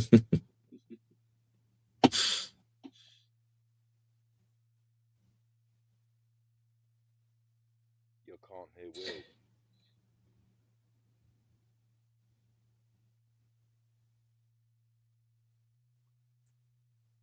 Are you saying anything, Will? You're muted at the moment, I think. Yeah. Yeah, sorry about that. I'm just going to shoot off and phone my mum I'll be in the background watching and highlighting the messages and stuff like that. Hopefully. Well, there's another way you could do this. If you can't turn him up, you can turn me down, and then everyone else can turn their volume up. So we're not like I'm not up here and him down there. Might be another way to do it. Or I can turn myself down, actually. Yeah, you can turn yourself, can't you? Do it yourself. Yeah. So I'm on an Hang iPad. on. I'll turn myself right down like that, and people will just have to turn their things up to hear. Both of us should be a bit more like the same sort of sound level now, hopefully. Oh, Explore Norfolk can't be bothered. Bye. You are the weakest link. Goodbye. Goodbye. LOL. Right, I'm going to make a call. All right, mate. Wow. How are you doing, Steve? Yeah, not bad, mate. Cool. What have you been up to then? Anything exciting? Just doing a bit of cycling exploring. Hmm. Some old MTB sheds, you know, motor torpedo boat sheds. Right. Okay. So I want to sort Now, of get a bit Steve, deeper if I can. you were you one of the people who you asked for some stickers? Was you earlier on? It's already in the post, mate. I posted them earlier this evening. Yeah. Because I thought. Sure, I'm on the red wine, so I'm a bit pissed. Yeah. Well, I should be getting these down me really a bit more, but I just end up going to the toilet a lot quicker if I start drinking too many of these. But Did you send me Courtesy the of- new stickers? The yes, holographic cheers, mate. ones. Yeah, and there's some other things in there as well. Some little secret presents, you know. More of the same sort of thing, different ones, different stickers, and yes, culture. I'll talk about that then.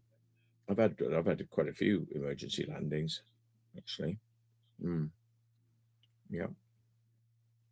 Yeah, Matt, were you But- in the ATC? What? Air Training Corps? No. Oh, No. right. No, I just paid to learn to fly myself. First in big aircraft at Cardiff World's Airport, like Tomahawks, Cessnas, and I went all the way up to my license, and I just decided, I don't know, I just went, and I passed all the exams and everything, no problems, and I could fly really well. And you know, I was just like, do you know what? I don't know if I want to take the exam really because it's just so bloody expensive. Like, I can't see me just doing this all the time. I'm just gonna do it very occasionally, and I've kind of learned how to do it now. So I know I can do this now. So it's a skill that if the world was going to an end and there was an aircraft there, I could jump in it and take off. You know, Yeah. that's the way my brain was kind of thinking back then. Is just like, this is a valuable skill to have, even if you don't use it much. You know. And then I ended up doing it cheaply with microlights because when I went to Wiltshire, everyone was flying microlights. And I said, well, what's all this about then? You know, these little light aircraft, and how much does that cost? Thinking it was going to cost like hundreds of thousands of pounds. And people were like, oh, yeah, it's like $8,000 for this. I'm like, what? Oh, yeah, he's got one. That little one there is like $4,000. I think Matey's selling one for $2,000. I'm like, what? I said, how much it costs for insurance? Oh, 100 quid for the year.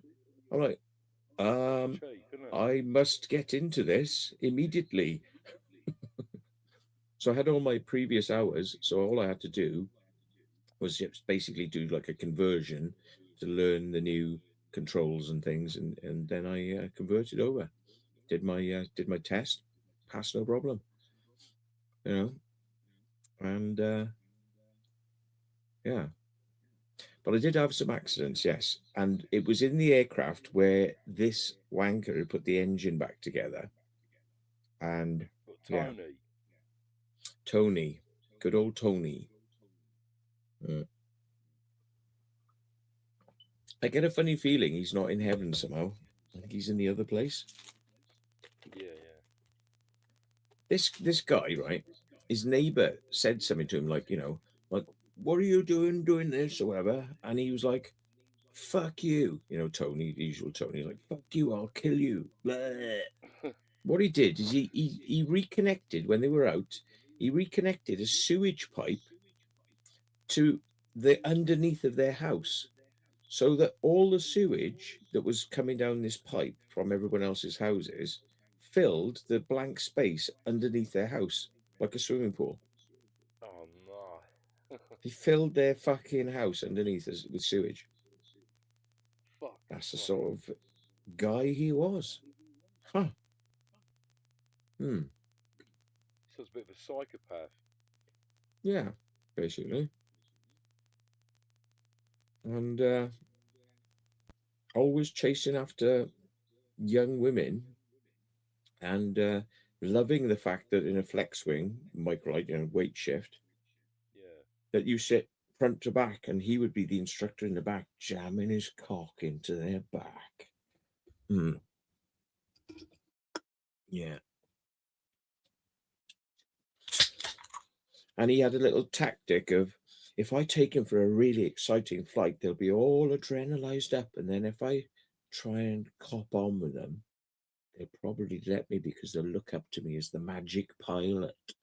Like pilots have this kind of like status thing where women swoon and want to be with the pilot. And after an exciting flight, they'll fuck him.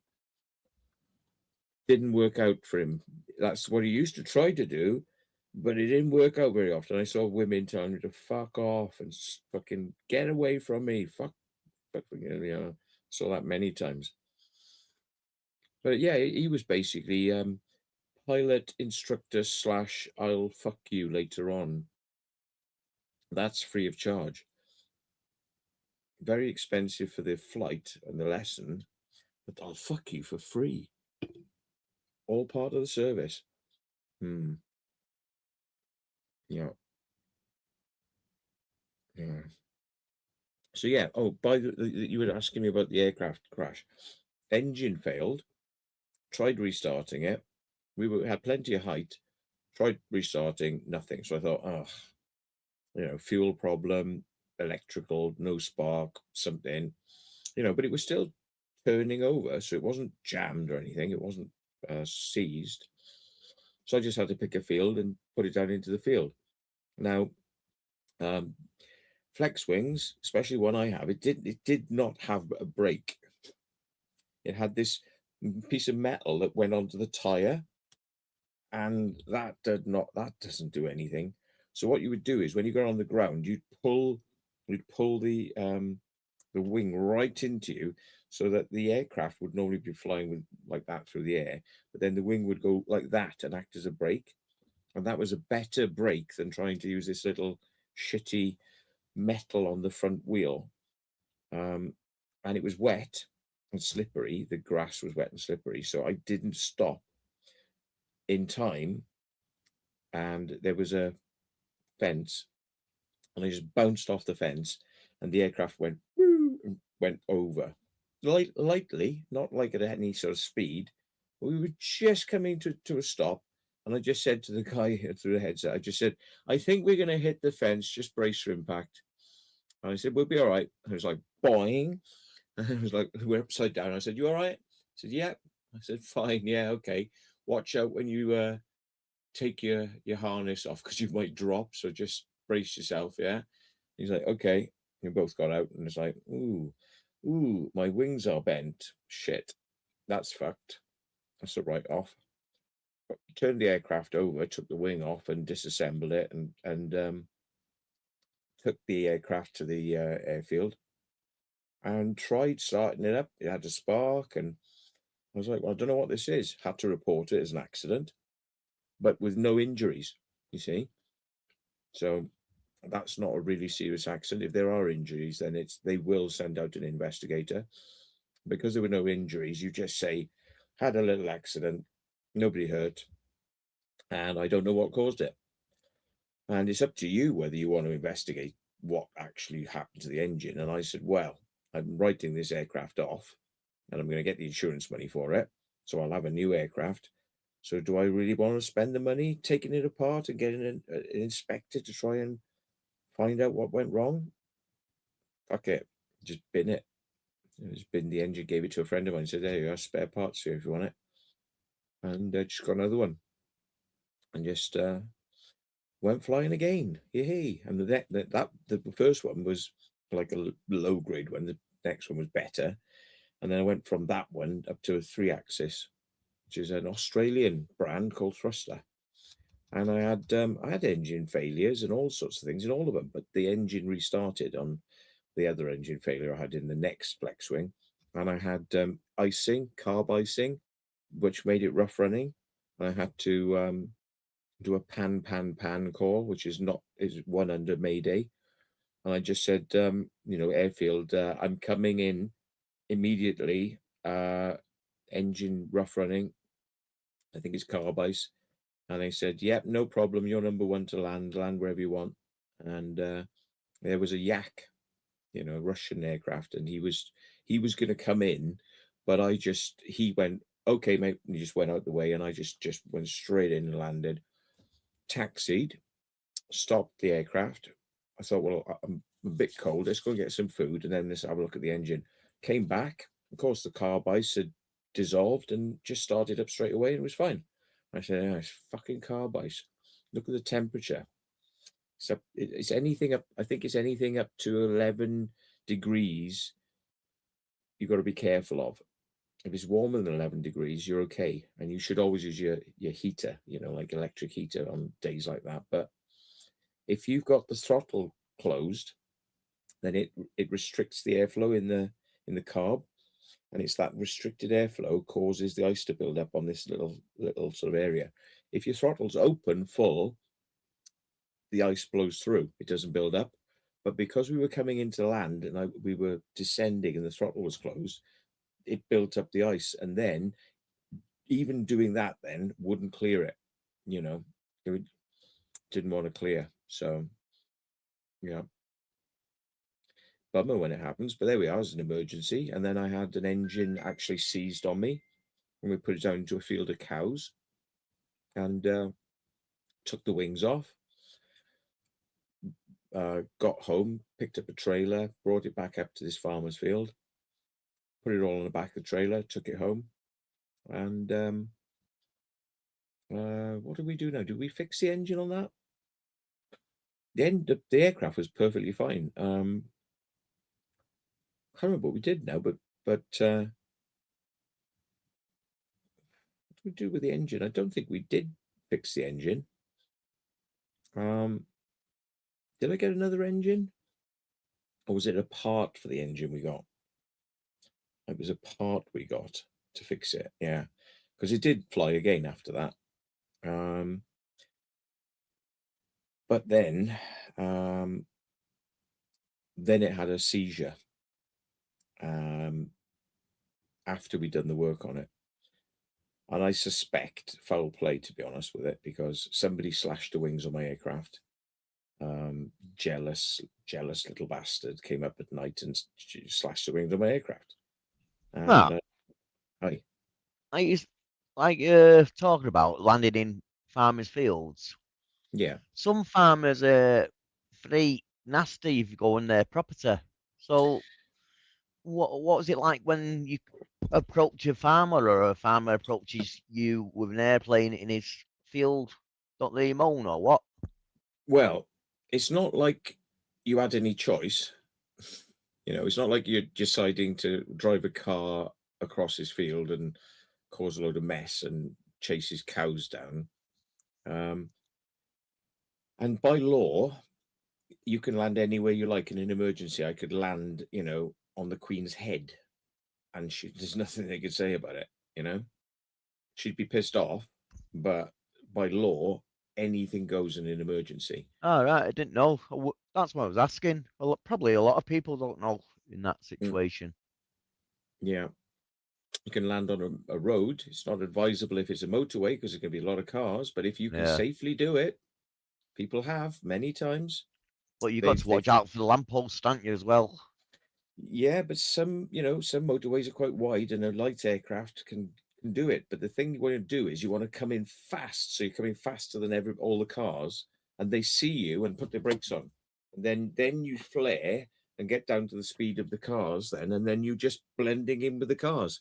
Yeah. And they all stop behind you, and you just come to a stop, and then you get out, push the aircraft to the side of the road, and wait for the police to come, and people just carry on driving.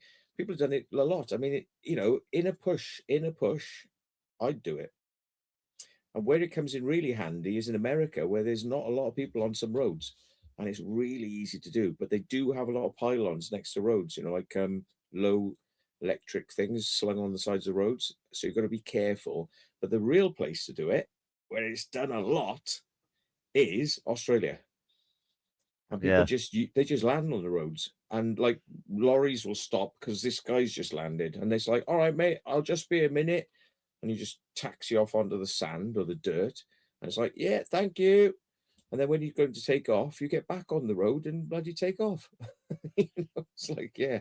So come on, Dinks, have you ever seen this? Because I've heard a lot of it goes on in Australia, and of course, a lot you can land on dirt, but the thing is, you don't want to risk screwing your tires. It's nicer to land on tarmac and know that you're not going to screw your tires. But if you land on some random bit of dirt, you could end up with a nail or a stone, and it's going to screw your tire. And then, yeah. Scoop's saying you've got a live stream set to start.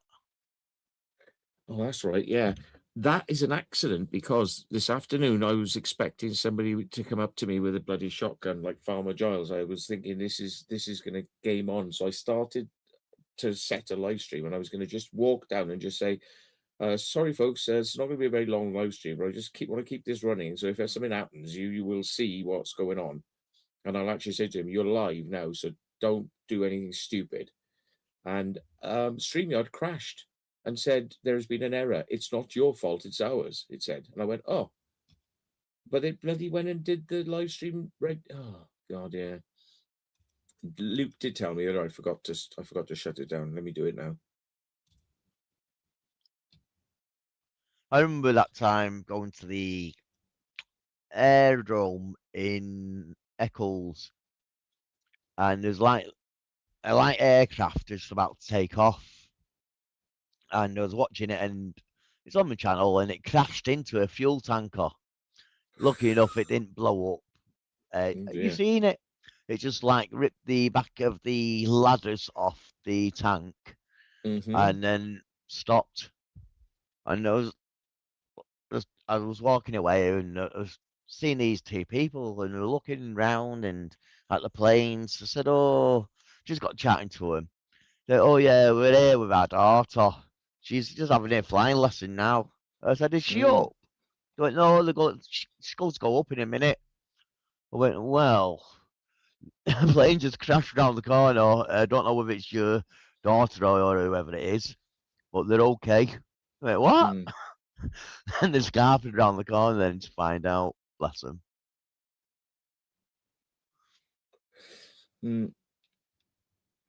I don't think people can hear you. I've turned you up, Steve. I can't even hear you myself. He's not speaking much, but he is there. He can't get a word in edgeways with me, I suppose, but yeah, I don't know what's wrong with his mic or anything. It's dead quiet. Yeah. Pricky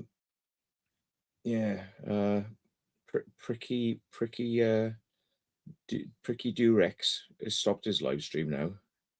Yeah. That drives ability. One fly.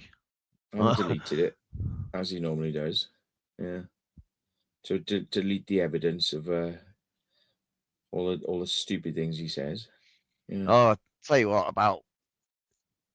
You said something about women or something there driving. I'll tell you something about a driver today. I never. I didn't. Hammy did. I never. Oh, I got a premiere apparently starting in 4 minutes. So I'll run it by the side and just watch people chatting to me, but I'm not going anywhere unless you want me to go.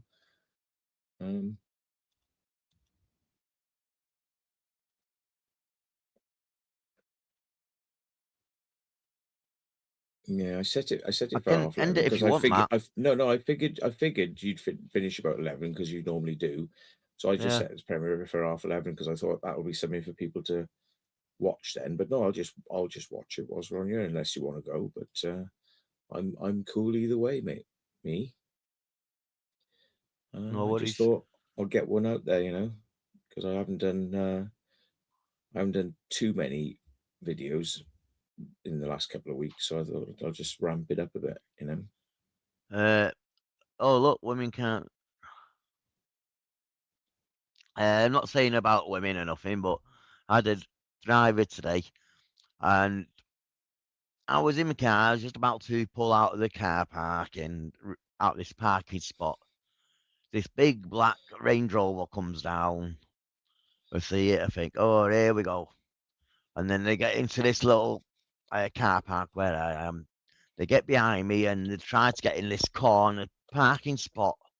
There for about 5 minutes, and this woman's trying to get across the road and, well, not across the road, across the little car park. And this woman, well, this person, I'm not saying it's a man or a woman, this person was going forward and backwards, forwards and backwards.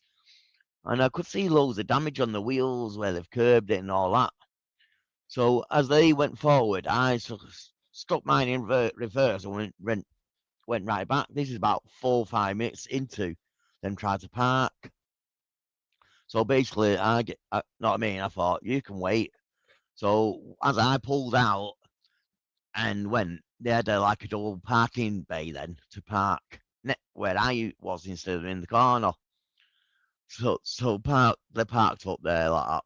And as they got out, I was like driving past and they were on the phone like this. I said, do you know there's smaller cars out there that are easier to park? I've just thought to let you know. Know what I mean? They didn't even say thanks for like giving them a spot or nothing. It was like, yeah, big dirty look. So I thought I'll have to say something to you. So I thought it's a bit of sense of humour, but they didn't find it funny. But obviously, know what I mean? I was there for 5 minutes. I had enough time and gave them enough time to park up.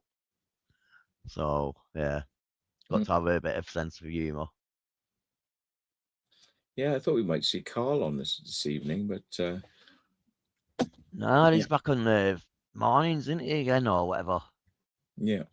I spoke to him this afternoon when I was in a music shop in Devizes that does guitars and amplifiers and disco equipment and all that. And I said, you never guess where I am, Carl. You'd love it here. Look, they got records and amps and disco equipment and instruments. They said, oh, didgeridoo, a bloody clarinet, a hunting, I said, oh, if I bought this, my mates in Bristol would bollock me. I said, no, actually, they wouldn't, because I could be a hunt saboteur. But I help hunt saboteurs behind the scenes with flying my aircraft and flying my drone. I don't go up the front going because you get your head kicked in by the bloody the huntsman. I know, I've seen a few videos where Mm. they get quite nasty on the people, don't they? Mm-hmm. They get the, what is it called, where you whip your horse at the back? The strip, or what is it called? That stick. Yeah, the crop. Yeah. Riding crop.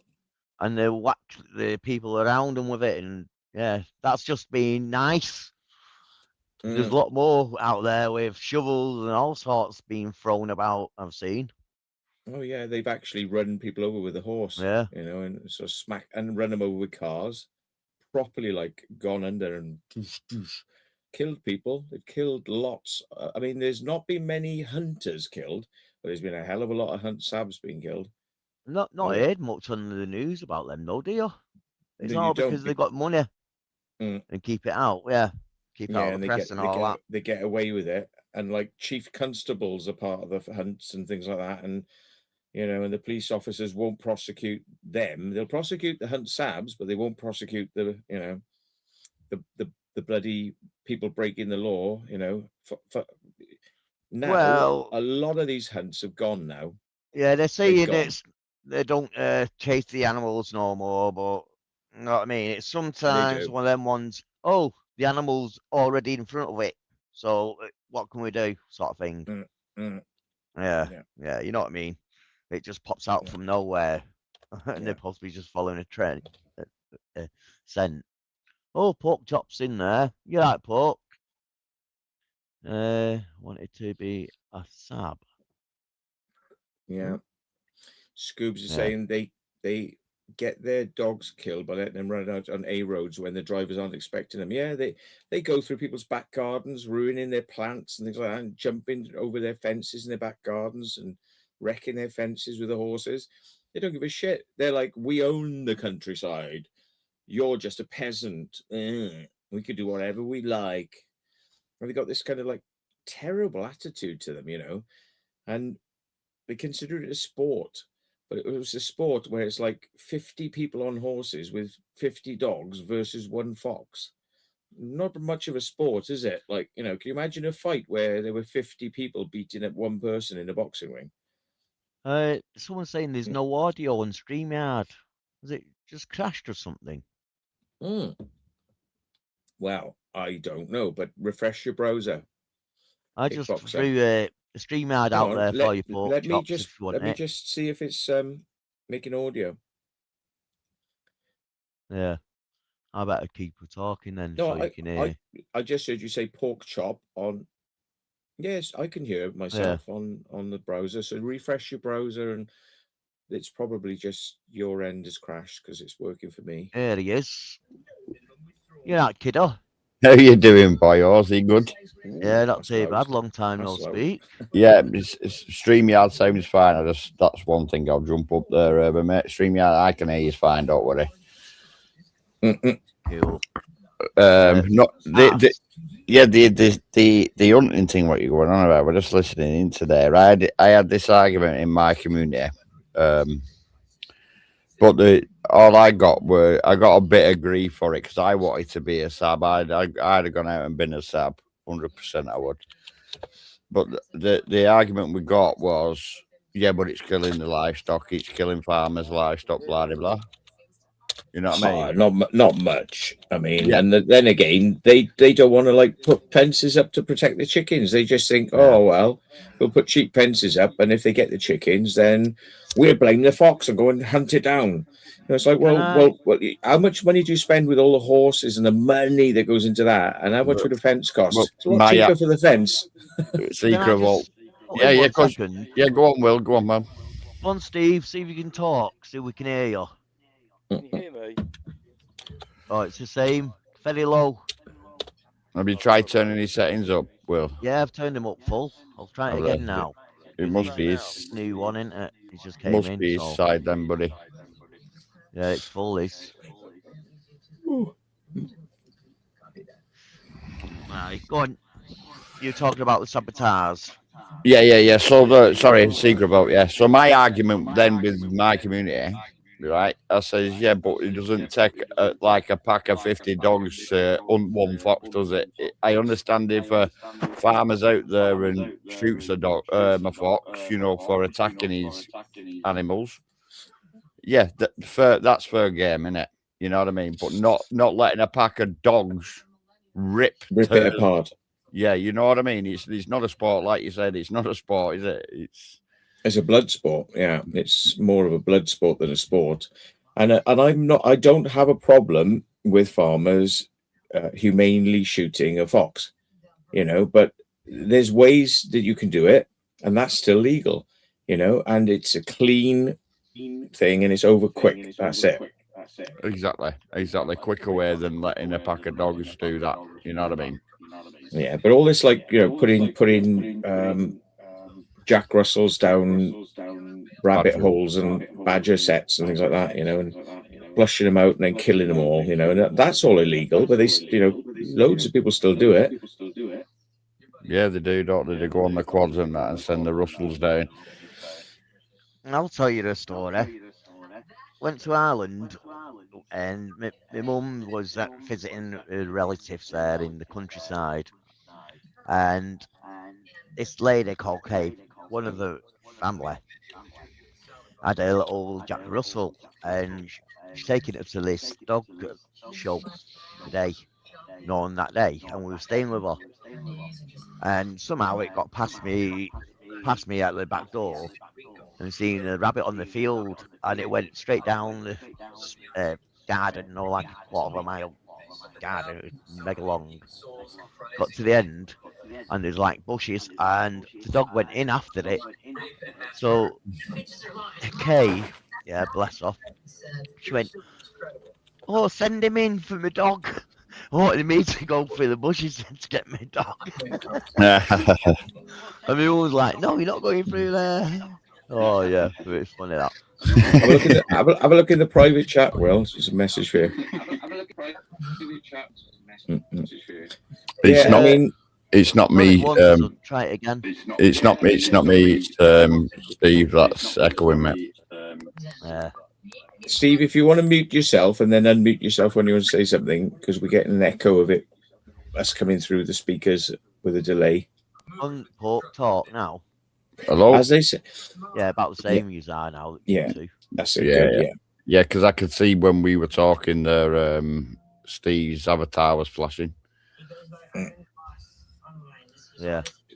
Maybe you want to press mute on him because he might not be by the computer or something because he hasn't done it. I and he did can, do, and then, but he unmuted it.